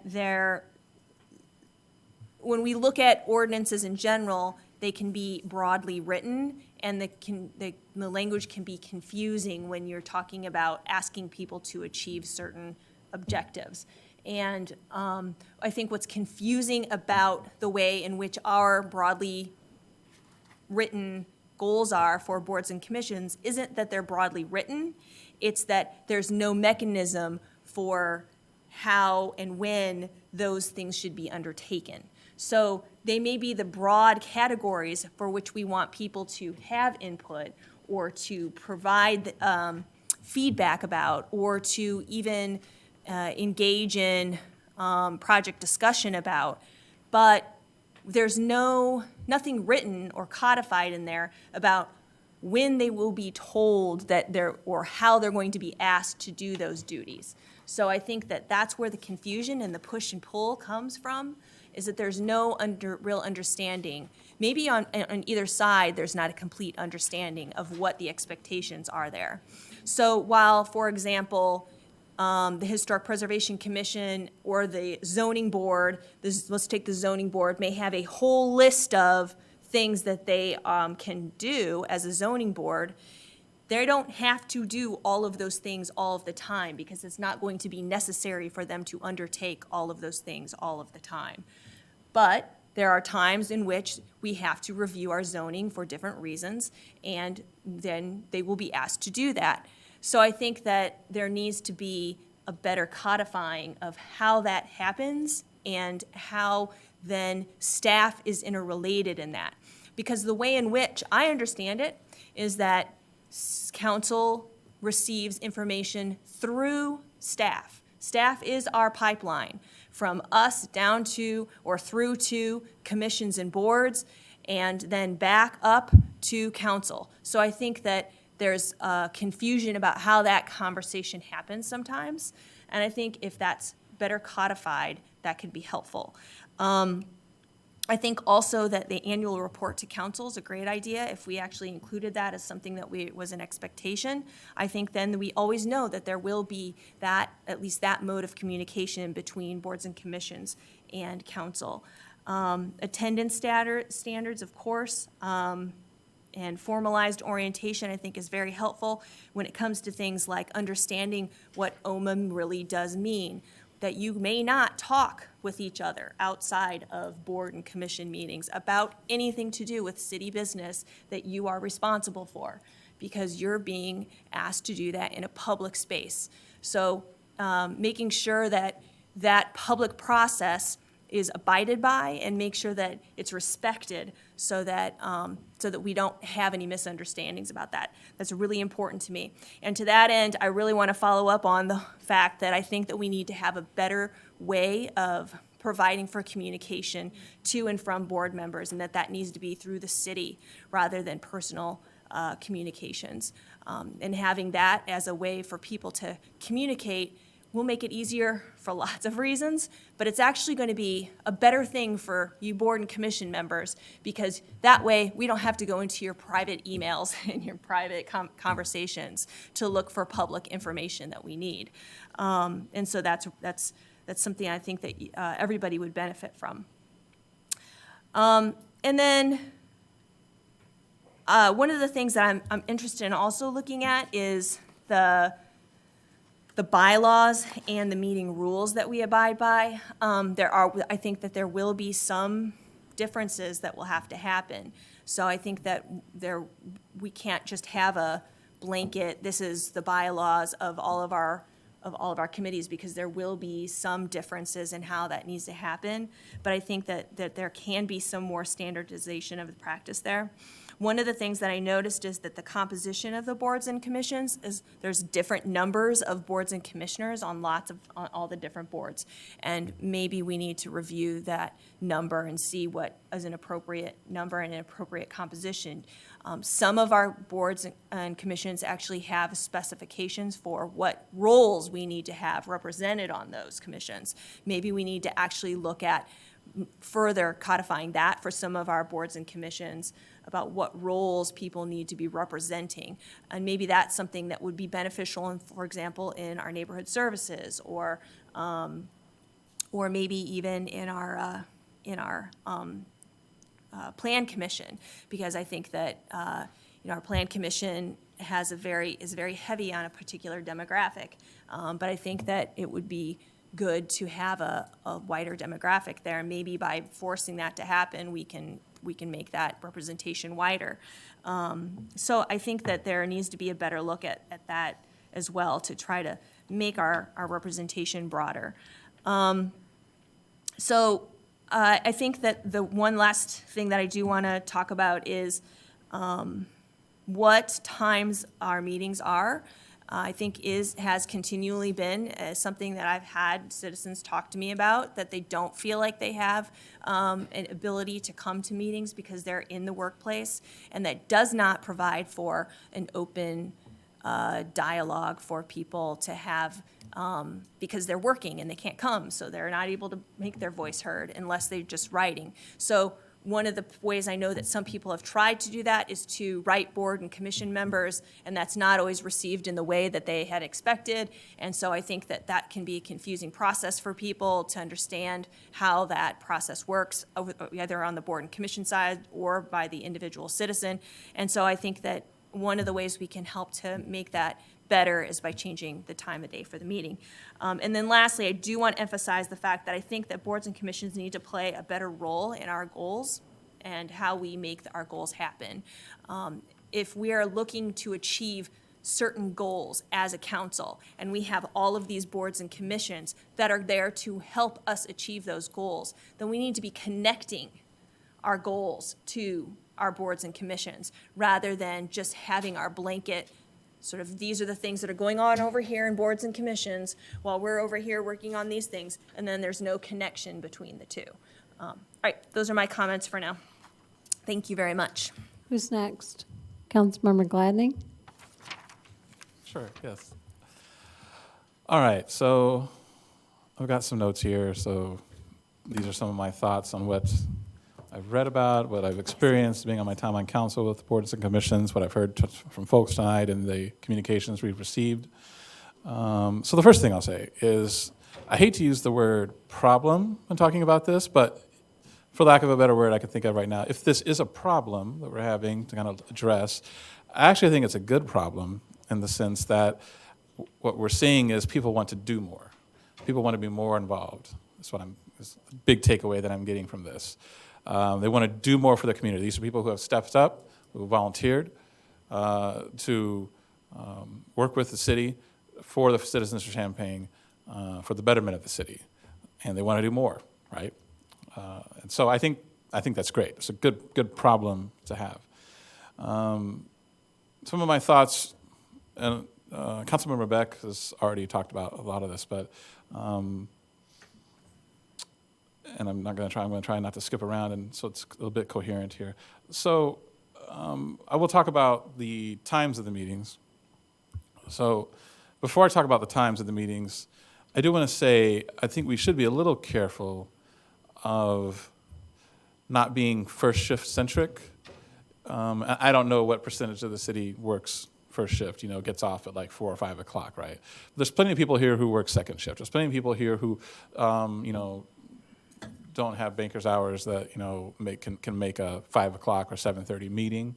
So when we talk about wanting to make the meetings more accessible, I think we should be careful that we're not speaking completely from a first shift centric perspective on that. That being said, I get it. A lot of people work during the day, and for them, it'd be easier to make a meeting that starts at 7 or whenever. And I tend to agree with that. As someone who works for a shift, there are some board and commission meetings that I just can't make. We have community coalition meetings smack in the middle of the afternoon that I often can't be at because of, being at work. And I'm sure there's others who are in that same boat. And there have been like plan commission meetings, for example, that I've been an hour late to because they start like at 4, I think, and 4:30. And yeah, I mean, I'm still at work at that time. And I'm sure not alone in that. So that's something I think we might want to look at, is maybe a later start time. Of course, that has to work out for the folks who are already on these boards and commissions. But going forward, looking at that. I think we had a speaker earlier that mentioned, I'm going to paraphrase here, I think, but what does the public think of how these boards and commissions are doing their job? And what are the expectations of the public? That is a little more difficult to gauge with these, but I think we would welcome any feedback on that. Defining the purpose and the duties of the boards and commissions, I think, is paramount. Now, I think they need to be individualized. So, like, it's not going to be a one-size-fits-all, obviously, for these. But I do think that some of the expectations that are set out are a little nebulous. And I do think that, well, I don't know, we could sit here and wonder what the intent was of the wording until the cows come home. But I know I've been in situations, as I'm sure probably everyone in this room has been in a situation, where you have a conversation with someone, you say something, intending something in your head based on what's coming out of your mouth, and the other person listening to you hears something completely different, or they interpret it completely differently. And I think you see that when guidelines are set out for things. And so if we need to be more specific, that's good. I feel like some of these boards and commissions are looking for more things to do, which I said earlier is a good problem to have. But the word I keep coming back to is expectations. So what would, if boards and commissions want to do more, what would be the expectations based upon what they're doing? And what are the outcomes that they're looking for this? So things like guest speakers and different topics to discuss are good. But what I also want to be careful of, and this is more so for the public, is that there is not an expectation presented necessarily that there will be action taken based on a discussion or based on a public speaker coming and saying something. I know that's something I think we try to be careful about here is, when we discuss things here, I feel like if we're at the point where we're discussing them, then we're definitely at the point where we're possibly considering doing something. So what I want to make sure is that if boards and commissions start undertaking a lot of discussion or a lot of public outreach or whatever, that they're doing so not just to do it, but doing so with an expectation that something might happen because of it. And that, I think, plays into, and I'm not opposed to that per se. I think the boards and commissions are here to complement city council and city staff and the citizens of Champaign. But I think there needs to be some coordination with all of that. Everyone needs to be on the same page. You can't have boards and commissions out here doing this, and city council doing this, and staff doing that. It needs to be coordinated. I do agree with what's been mentioned here about granting city emails for board and commission members and having that be the direct way of communication. Also, Open Meeting Act standards, particularly as it pertains to social media. Let's see here. So doing more, so with these commissions and boards potentially doing more, I do have concerns about the impact of staff time. That's why I had questions earlier about, just sort of a historical data on that. Because I think we try and take that into account as well as council about, okay, how is something that we're going to request, how will that impact staff time? So I think that should be a consideration for boards and commissions as well. I'm not saying, I'm not trying to limit it, I'm just saying it should be a consideration. The money for the boards is, I think we need to first kind of clarify our expectations on things before we start talking about money. Kind of we need to know, okay, what are these boards and commissions, going to be doing that will require the money? And will we be treating them all equally? Will we give all the boards and commissions the same amount of money? Or will it be some boards get money and some don't? Or some boards, get this amount of money and some boards get that? And what will we be basing that on? That's why I think we feel like we have to clarify all these expectations and duties first. Because we want, ultimately, for these boards and commissions to be effective. And so those are my thoughts. Councilmember Bruno. Well, Councilmember Gladney not only said a lot of the things that I had on my mind, but he actually said one size fits all, and that was one of the notes I'd scribbled down because I wanted to talk about the one size fits all problem.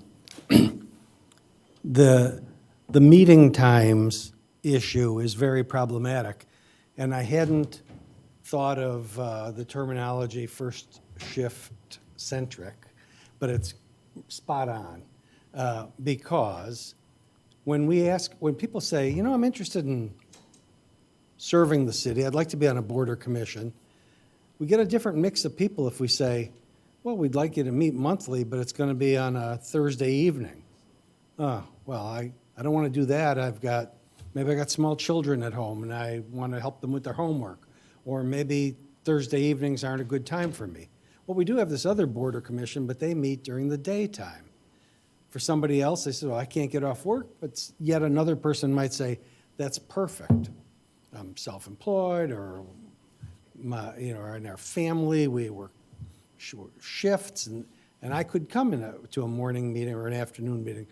So it's not an easy problem to solve, and anybody following the upheaval in Piatt County over board meeting times, it has become the source of criminal charges.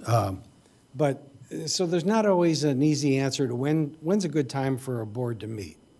The Plan Commission, I look at the list of the people on there and I wonder how many of them would like to still be on the Plan Commission if this became an evening job as opposed to 4 o'clock in the afternoon. Sometimes the work of government takes place during the daytime, and we expect these meetings to be staffed by employees of the city. So is it a prudent expenditure of taxpayer dollars to have all of our boards and commissions meet outside of typical American daytime working hours when this building is regularly open, and have it open several nights a week? It's all complicated, and I think one size doesn't fit all, and so we should continue to leave it to boards and commissions to make individualized decisions about what works best for them. With respect to the budgeting question, it doesn't strike me as an unreasonable request that we ought to consider spending money on historic preservation.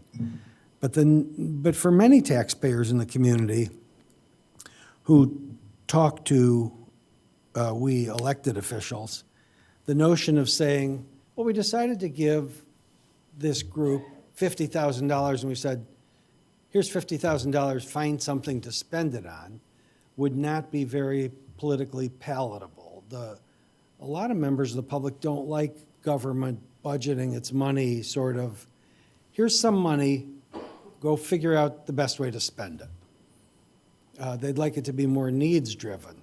So while we can be presented with an argument as to we really need to do this survey, and we can make a decision about whether or not to spend taxpayers' money on a survey, the notion of give us a budget, we'll find out a good way to use it, isn't how we operate. We don't just get a pile of money to spend and then figure out a good way to use it. It's a needs-driven analysis of how much we tax people to pay for the cost of government. With respect to well-meaning citizens who are looking for more things to do, all of those civic engagement efforts don't necessarily have to come in the form of organized government. There are groups and organizations in our community that have as their goals a lot of these same goals that our boards and commissions have. For instance, there's the American Civil Liberties Union. There's the Preservation and Conservation Association. There's a lot of places where people can put in their good work towards the betterment of their community, and there's plenty of opportunities for civic involvement that don't necessarily come under the auspices of formal government boards and commissions. With respect to calculation of how many hours go to support the boards and commissions, last week, 7 days ago, we had a city council meeting that lasted about 14 minutes. But a lot more staff time went into the 14 minutes we gathered and voted on a $2 million worth of vendor payments and $1 million worth of payroll and half a dozen ordinances. Hours went into the preparation of those ordinances, the study behind them, and the fact that we could come and in 15 minutes vote them up or down isn't reflective of, boy, yeah, you guys have nothing to do. It's like the Police and Fire Commission. They approve hiring lists. They don't prepare the hiring lists during those 5-minute meetings. They come and they approve them, and that's statutory, that's what they do. So the fact that their meetings don't take a long time, just like our meeting a week ago that was only 15 or 14 minutes long, doesn't necessarily mean that that's all the time it took to consider all those ordinances, do the work on them, make a report on them, and vote on them. I think we all really appreciate the efforts of the various boards and commissions, but boy, they're real different too. You know, the Zoning Board of Appeals, if they start having guest speakers, I'm not sure that's an effective use of their time or city resources. And what are we to do as a city when boards and commissions decide to have a speaker that maybe not everybody thinks is, whose message maybe a lot of the community doesn't agree with? I'm all for diverse opinions, but it would be, maybe a lot of people would find it troubling if one of our boards or commissions went off in a different political angle and started bringing in guest speakers that many in our community found were espousing really objectionable things. They say, was that what my government is supposed to be doing, is bringing in a speaker? Those are things that have a place in our society, but not necessarily as a presentation being made by a unit of government. Because when we get into being the disseminators of the message, we get perilously close to infringing on First Amendment issues, and I don't know that our boards and commissions ought to be the unit that's responsible for bringing in speakers with particular points of view. I'd like them to remain a little bit more neutral. Angie. Councilmember Brooks. Thank you for your presentation, and thank you for all of you who serve on our boards and commissions. And I think one of the most important things is that if someone is asked to serve or they agree to serve, that the work is meaningful. And so if we keep finding ourselves that there's never a topic, then I think that's something we need to look at. And maybe as part of adding clarity and consistency and defining purpose and duties and making sure there's coordinated efforts on all fronts, I think it would be worthwhile to get some feedback from each of the boards and commissions about what they feel they're doing or not doing, or what they feel that they're tasked to do but they're not doing, or that they feel that they're doing well. I just feel like there's a lot of disconnect, and since we haven't reviewed this in a really long time, maybe half these things we don't even need to begin with. I like the idea of annual reports to council. I think it should probably be left to the boards and commissions in terms of a public comment policy.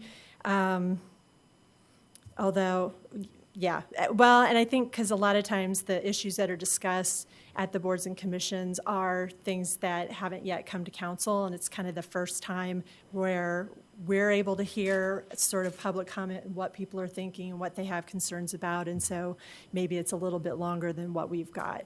But I think city staff and the boards and commissions can maybe help determine what some of that is.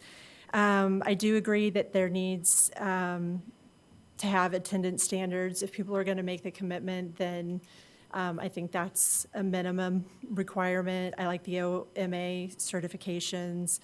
I think, and I like the formalized orientation too. And one of the things is that I think you do have a lot of people who want to do meaningful work. And if it says that you're to do surveys, or that's a big part of your work, or especially with the Historic Preservation Commission, if that's what you're tasked to do, how can we get grant funding to help with surveys, or to have someone do that if there aren't any funds for that? And maybe I don't know if it's just specifically designated in a planning budget that so much will be set aside and it's not the board and commission or whatever, but it's sort of an overarching goal.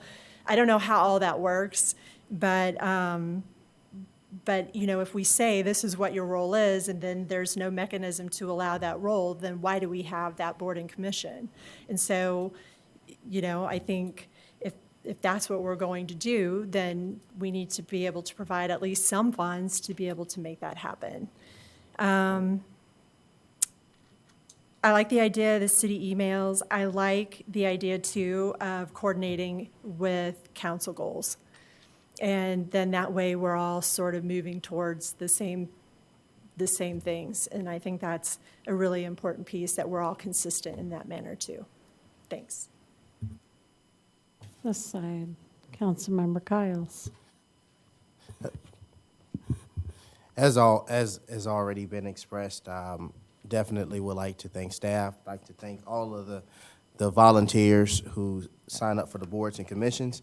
There isn't a lot that has been said that I mean, as far as defining purpose and goals, annual reports to policy, OMA certifications, attendance standard, those things I would be in agreement with. And again, letting the board decide their public comment policy is, I'm not really overly passionate either way. I believe that they would know what would be best. As far as standardizing city emails, coordinating council coordinating with council during our goal setting, and has been kind of put out by Alicia and then talked about throughout the rest of our council member Beck, and talked about throughout the rest of the city council members. I would be in agreement with that. Time, as it pertains to allowing more public citizen engagement. Obviously, it's been an issue that's been brought up over the years, and looking to see how we could improve that. I like Councilmember Bricks's, whether it was discretionary funding, whether it fell under the planning department as it pertained to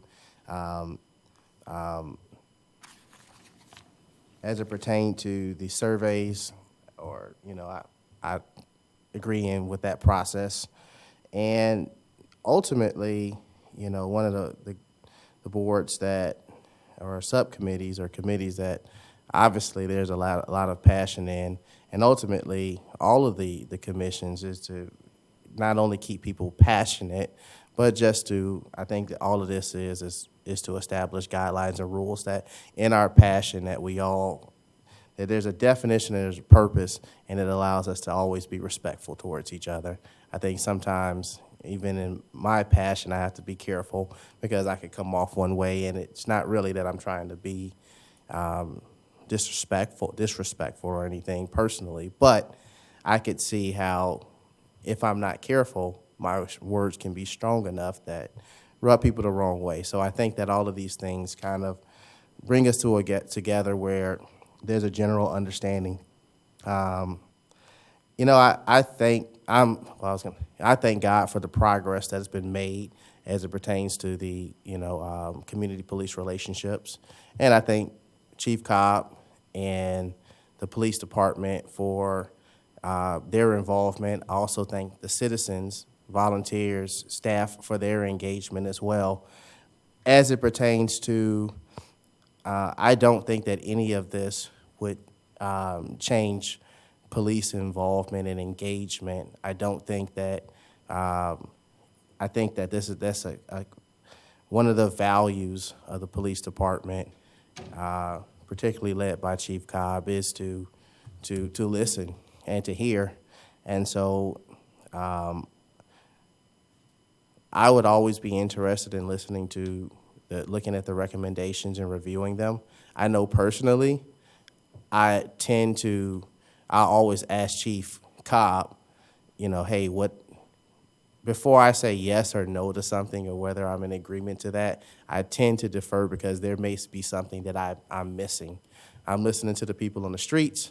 I'm listening to the individuals that are in our leadership, as well as, what's possible and what's not. Maybe there's some law I'm missing. Maybe there's something I'm missing, and trying to bridge the gap. So I guess I say all that to say that I don't believe that any of the commissions and board and commissions are, I would not expect anyone to put a rubber stamp or just to go through the process. That would be a waste of time on all three sides, I suppose: staff, council, volunteer, board, commission. So those would be my comments, and just generally agreeing with what everyone has said and adding some of the some additional comments. Councilmember Stock? I think I've served on either currently serve or have served on 3 different boards or commissions, so I kind of am practicing what I preach a little bit on this one. I think the biggest question, though, having served on a few of these, is, are they meaningful? And I think that's the question that it's pretty broad right at this particular moment, and it probably varies by the board and commission. But I think that either staff, the commissions themselves, us, I think we need to really think about, are they meaningful? And I'm not bashing Board of Police and Fire Commissioners, I just happen to have been on it, so I can speak. If you have 12 meetings a year that are no more than 4 minutes apiece, is that meaningful? If it takes more time to walk into the building than the meeting actually lasts, is that meaningful? It would sort of be the equivalent of us coming in here and approving the vouchers and payroll every week and then turning around and walking out the door and doing nothing else. So, and if they're not meaningful, then what can we do to make them meaningful? I'm not advocating we get rid of them, but can police and fire talk about recruiting and where we are in those kinds of things. I also am cognizant, though, that I don't want to add staff responsibilities because staff already has things to do, obviously. But I think that as we look at all of these, in historic preservation, HPC case, I got off HPC, I'll be real honest, because we weren't doing anything. It was frustrating to even show up after a while. We were busy for a while, and then we kind of hit where we just kind of came, and there wasn't much going on. So what can we do to make that more meaningful? Is that doing the historic survey? And if so, is it our job as a city, I think it is, to provide funding to do that? Now, I agree with Councilmember Bruno. I don't want to just say, okay, here's $10,000, figure out how to spend it. But if you walk in and say, we figured out it was going to cost us $6,856 to do a historical survey, then maybe it's our job to find $6,856 if that's what it is. I think that we need to give these commissions the tools that they need in order to provide the function that we've asked them to provide. So if that's financial, if that's staff, now understanding that there are other priorities beyond just that commission. To Councilmember Bricks's point about annual reports, Currently, we ask for reports from just a few of the commissions. Perhaps one of the things that we could do, again, don't want to throw this on staff necessarily, but perhaps one of the things we can do is get a report from each commission each year, not just what have we done, but also what are recommendations that members of that commission, this goes to the point about how do we know how the commission feels about, or the board members or whatever, how do we know about how they feel about what they're doing? So maybe there is a section on those reports that is written by the members of the commission that is approved by them saying, these are things that we recommend in the future. These are things that we feel like we should be doing. You know, that could be successes, it could be concerns, it could just simply be recommendations about what we think we should be doing, what we as a commission, or what they as a commission or board think that they should be doing that they're not able to do for whatever reason, okay? Could be financial, could just be time consuming, whatever. As far as public comment times, I would personally lean on the side of making it uniform throughout the boards and commissions. Simply because if you watch city council every Tuesday night and you know that there's a 5-minute time limit, and you show up at the plan commission, or you show up at HPC, or you show up at whatever, and you assume there's a 5-minute time limit, because every Tuesday night they have a 5-minute time limit, and actually you only have 3 for that commission, and you plan to have stuff to say for 5 minutes. I think that I don't think it's much to ask to have some uniformity and simple procedural sort of stuff like that. I think that that's really pretty simple. As far as removal for attendance, it seems to me that the number 3 in that section, in the event the mayor believes that such removal is in the best interest of the city. That could be because of attendance. So to me, it's redundant, personally. I mean, I don't know that the attendance spelled out really necessarily matters. That would be as simple, you don't show up to any meetings, so therefore, it's not in the best interest of the city for you to continue on. Let's see, what are they? City email, yes. And yes, and yes, and yes. So that's pretty much the basic gist of it, but I really do think, and there's so much in this, which is good, but there's so much in this that I said to Councilmember Beck earlier, I don't even know where to start, because there's so much, it's kind of hard to go commission by commission by commission. So I'm sort of speaking very, very generally, obviously. But I do think, though, that staff and the commissions themselves really need to talk about what are we doing here. You don't really want to have meetings just to have a meeting because it says we meet on the second Tuesday, so we'll meet on the second Tuesday. The time piece, though, I completely agree with Councilmember Bruno about that different commissions, it may work well to work, maybe, Bruce, how long does a plan commission meeting typically last?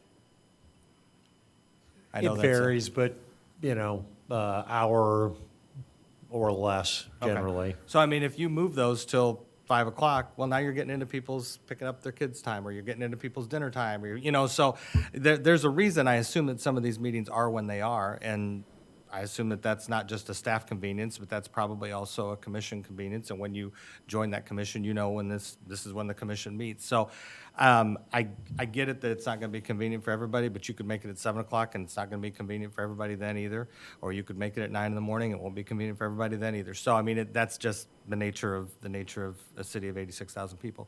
So that's kind of my basics, but again, just keep going back to that. What are those commissions doing, and maybe what aren't they doing, and what can we do to support them in what they want to do? Because again, these are people that volunteer. They don't have to show up, once a month for this meeting. They're people that are giving their time and effort to come here. So thank you for your report, though, Liz. Councilmember Foreman? So a few things that I wanted to say, just because I was listening to council. One of the first things that I heard from someone speaking was, does the community, do the citizens understand what the commissions and boards do? And I'm not really 100% sure if I just grabbed a couple of people from the community and asked them if we have commissions and what they do, if they would know. Are we educating the public enough about the commissions and boards? Are we doing that? Can we do more to educate them about what they do and that they have access to these other boards and commissions and how they relate to, city business? I think that's important. So on our end, I want to know, can we do more education around the purposes of the boards and commissions?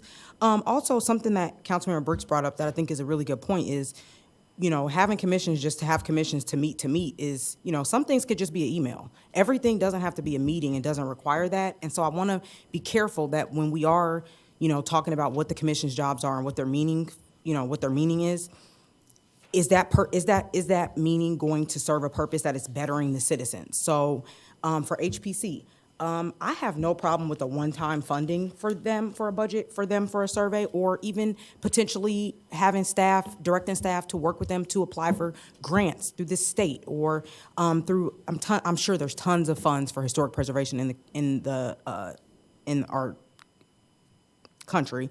So, I would like to look at those kind of things. I'm not sure about a recurring budget because, and I sit in a different position than most of the council members, but every time the city spends money, I have 50 phone calls or 50 emails about why wasn't this spent on this. And so it's really hard to say, I don't mind giving you guys this money annually, because although to me, $10,000 or $5,000 isn't a lot of money, to a citizen who is kind of nickeling and diming us and going through our expenditures, someone called me about a Home Depot expenditure a couple weeks ago. People read the information that we put out. You want to, you just want to be careful about that. So that's something I would like to say.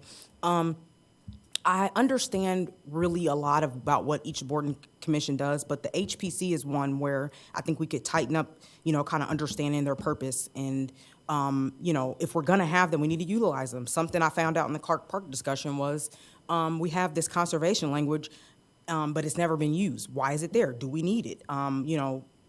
Maybe the HPC and the commissioners could be helpful to us for that, to kind of explain why they think that that's necessary, or, why we need to implement it. If we're going to have the commissioners, we need to, utilize them and the information that they have based on their service. I think that's really important. For Neighborhood Services Advisory Board, I just feel like there's so much underutilized. I just think there's so much potential there. I look at the fact that we have a youth member and that we have a lot of shootings, we have a lot of violence that happen at schools. How could that youth member play in with communication? How could we? I'm sure there's something there. I don't have all the answers, and just because I'm on city council doesn't mean I'm going to come up with these grand ideas. I just think there's got to be something that we can do with Neighborhood Services Advisory Board that could help, because our neighborhoods are struggling. We have a lot of neighborhoods that are struggling, and while they don't come to a council meeting, they don't organize like Clark Park, kind of to Councilmember Bruno's point. People work. People aren't all retired. So there are people that probably have tons of issues over their neighborhood, and they can't gather. They don't have a neighborhood group. How can that play, how can we, utilize that? I would like to know. If that's something staff says, no, wouldn't be a good thing, fine. I just kind of would like to see, what you guys think about that. And then for just in general about kind of orientation or kind of what commissioners do, I think something that would be helpful is if you're going to be a volunteer and you're going to be a commissioner and you want to work with city staff, you're only as good as what you let that city staff member tell you. If you're not going to listen to their advice or listen to what they're telling you is best for your role, I don't understand. I just, that kind of boggles my mind a little, because we are only as good as the staff that is behind us. So every city council member will tell you when we got here, we think we the bomb, we know everything. The city staff will humble you very quickly. They will tell you, you don't know this. This is not this. This is, and so letting them help us stay in our lane. It's like lane assist on your car, right? You got these green lines, and so, don't veer. City staff is that lane assist. They're telling you, stay in this lane. This is what you do. This is how it works. And if everybody does that, then we can all work together in coordination. Something that I would like to see in addition to the annual review is maybe the commissioners can come in front of us and give us a report. Give us a presentation. Maybe they come and tell us, this is what we've been working on. We like this stuff, but you know what? Times have changed since 3 years ago when this other council was seated. This is something in the community that's important. Maybe we could focus on this for, what we're doing. I don't know. I'm throwing it out there, but I would like to believe that, the commissioners and kind of their interaction with the public and what they do, they have a better understanding of what people need or what people are seeking from them. Something that is interesting to me about the public comment thing, though, is that I went through every board and commission meeting minutes, and there's very little public comment. So there's got to be some way to streamline kind of how that public comment is across all the boards. There's not a lot of attendance, but when there is attendance, people do speak and they're prepared. So, them knowing that, us putting the information out there. Again, the citizens can only utilize information as good as we put it out there. We have to educate the citizens. We have to educate them on social media. We have to tell them, the Plan Commission is meeting about this. This is what, this is important for this. If you can't attend, please email your commissioners. I think that's super important. One thing that Councilmember Beck brought up that I'm not gonna mince words about, the Plan Commission is all white men. There's a white lady, I believe, but they're all white men. How is the Plan Commission a representation of the city of Champaign? Although, yes, all those people have great roles and they understand zoning and planning, giving someone else an opportunity who may not necessarily have that background and, doesn't look like them could be vital to, the citizens process. Maybe I don't really care about planning and zoning, but man, I'm thinking about building a house and, I want to join and learn. Like that, that perspective could be good for the commissioners. They could see that, we got several realtors on the plan commission. There's got to be somebody, just a lay person who doesn't really care about stuff that could be a great, perspective. And I know that when we're talking about things, the city attorney's probably rolling his eyes at me right now because you probably can't say stuff like that. Like you can't pick on people based on their race and color, and I understand that. But I think it's important that the mayor and everybody, council, as we approve appointments, pay attention to that. Do I want that to be a selection on there? No. Am I saying your picture should be on your application? No. But we have a responsibility to make our city, representative of what, our community looks like. And the Plan Commission, which is one of the most important, I got to tell you, that's got to be one of the most important commissions we have. That's a little, that's a little disturbing to me, to find out, we don't have any diversity on the Plan Commission. And also, there needs to be term limits for the commissioners. We have some commissioners that have sat on since I've been born, okay? That we gotta get some new perspective, new fresh blood, new perspectives, new people who can, add to the dialogue. And I think that's super important. So that was really kind of all my comments were. I just want to thank city staff for, kind of everything that they do as far as supporting, they support the commissioners, support the city council, but, in general, a lot of people don't understand that the heartbeat of our community is our city staff. They're artists, and their artwork is the landscape of our community. When trash is picked up, when, something is operating correctly, that's what they do. And so the more that we can respect the city staff and what they do, us as council members, them as commissioners, even citizens, when you call and you're yelling and you're on the other side of that line, there's someone on the other end who's an employee, who has a family, who goes to work every day. And so if we all treat each other like that, it would be a wonderful experience. And I just hope that is something that we can all do going forward. But the orientation of commissioners needs to be just like the orientation of city council members. They need to be humble just like we were. This is what your role is. This is what you do. This is why, this is why you're here. And, just creating lines and kind of coloring over here, that's not going to be okay because it doesn't serve the purpose of what you're doing, and it doesn't help city staff further council goals. And council changes every couple years. So we need to start looking at these things not once every 17 years or once every 5 years. I think it's a really good plan to maybe look at it when we have a new turnover or maybe a significant council shift where there's, a significant change in how things are, because that council, whereas maybe our council was, we wanted to do the Citizens Review Subcommittee, and that was important, and that got done. Not everybody that was up here was on that council. So maybe their perspective, were we? Yeah. Sorry, a lot of council members have left since I've been here. Work with me. So I think if we, if you talk about that, then maybe those roles or what they think is important may change based on that. So I don't want to say that's politically tied. More so, just the goals of that council changes. The city manager's goal is the same. She runs the city, she does the day to day, but the council's goal and their direction changes, not just because a mayor changes, but it could change because, District 4 changes or District 3. So I think that's like super important to keep in mind. And to all the commissioners who volunteer, special shout out to Kent Elmore, who has come to every city council meeting since I've been on the Champaign City Council. When he was a commissioner, he came, he attended. His dedication to, kind of understanding issues and being there is kind of an example of what we talk about when we say we're looking at people. So I wanted to give him that because he come all the time. We don't ever acknowledge him, but he here again as always. Thank you. Gosh, I have a whole bunch of notes. I agree with that we should have a routine review every 3 years, 5 years. That makes sense to me because goals do change. With respect to bylaws, for me, I would like to see a portion of each of the boards and commissions bylaws be standardized. The remainder being open to that board or commission to sort of plan their work that makes sense for them. But for me, things like time of meeting, allowing for public participation, some standardization of things that I guess make us all part of city government makes sense For example, like with the 5-minute comment period, I would say no less than 5 minutes. If a board or commission wants to allow people to have, 20 minutes to talk about whatever they want to talk about, God bless those commissioners if they want to listen to it or have the time or are available to listen to it during their meeting. But it troubles me that we have some that are 3 minutes or 2 minutes or whatever it is. We want to allow for that. So some standardization, I think, makes sense.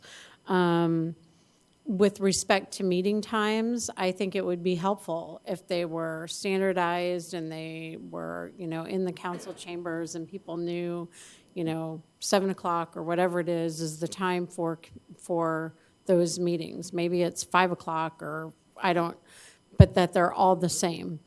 And, I know one of the reasons I think we do those earlier, maybe I'm wrong about this, city manager can correct me, is because our staff staffs them. And so having our staff here at 4 o'clock instead of 7 o'clock is probably a different financial decision for the city. And it's also, asking our staff to do overtime for boards and commissions. So I'm open to a discussion about whether that makes sense or not, but I do think a standardization so people can come to the meeting and basically know what to expect process-wise would be helpful. And did you want to say something The about only that? comment I was going to make, I suppose we can make the assumption that a lot of these meetings are during the business day because of staff. I think, frankly, most board and commission meeting times have been their meeting time slot for so long that it's by tradition.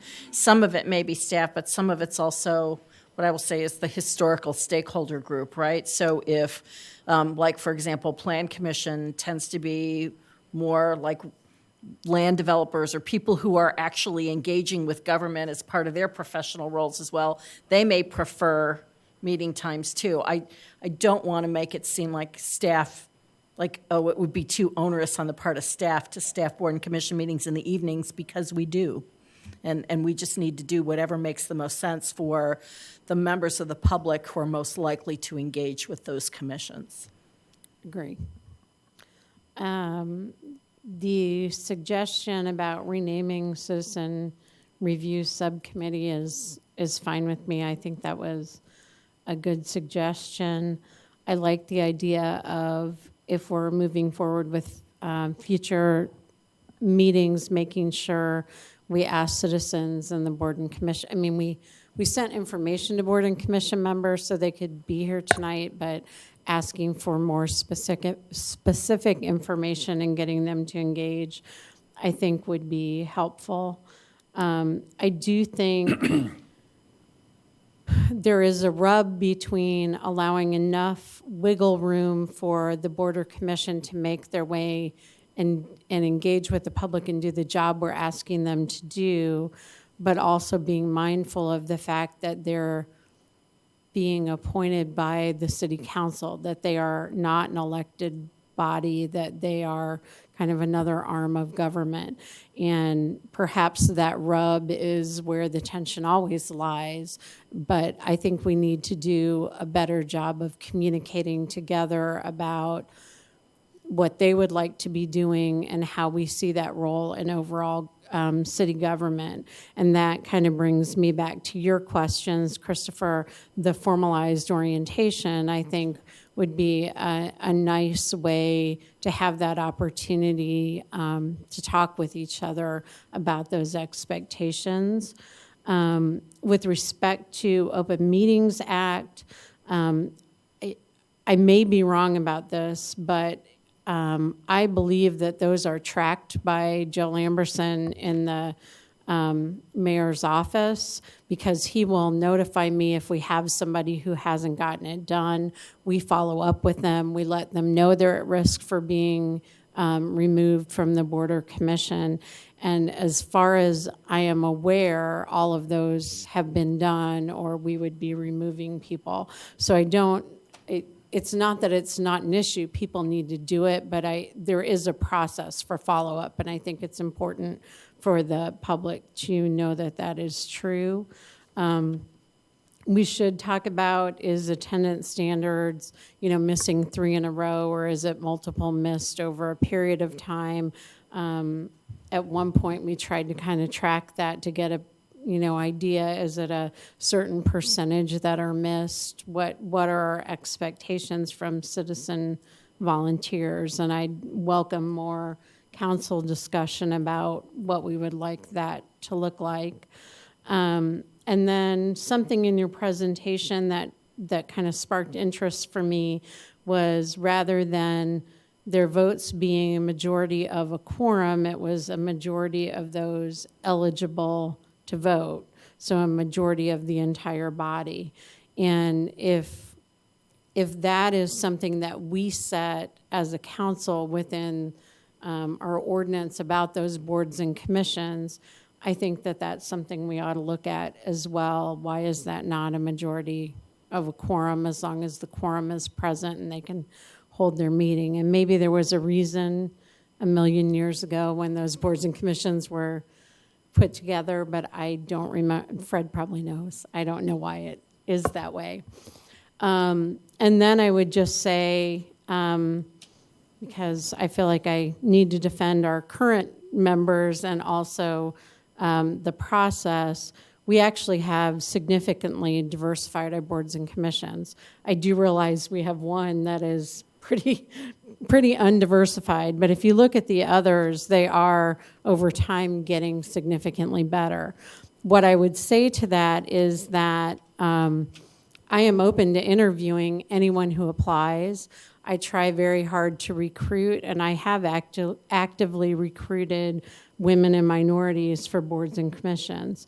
But if anybody knows people who want to apply, I know Councilmember Stock has provided me with names of people, I'd welcome them, because it's awfully hard to diversify a board or commission when your only applicants lack diversity and there isn't any interest from anyone else to apply.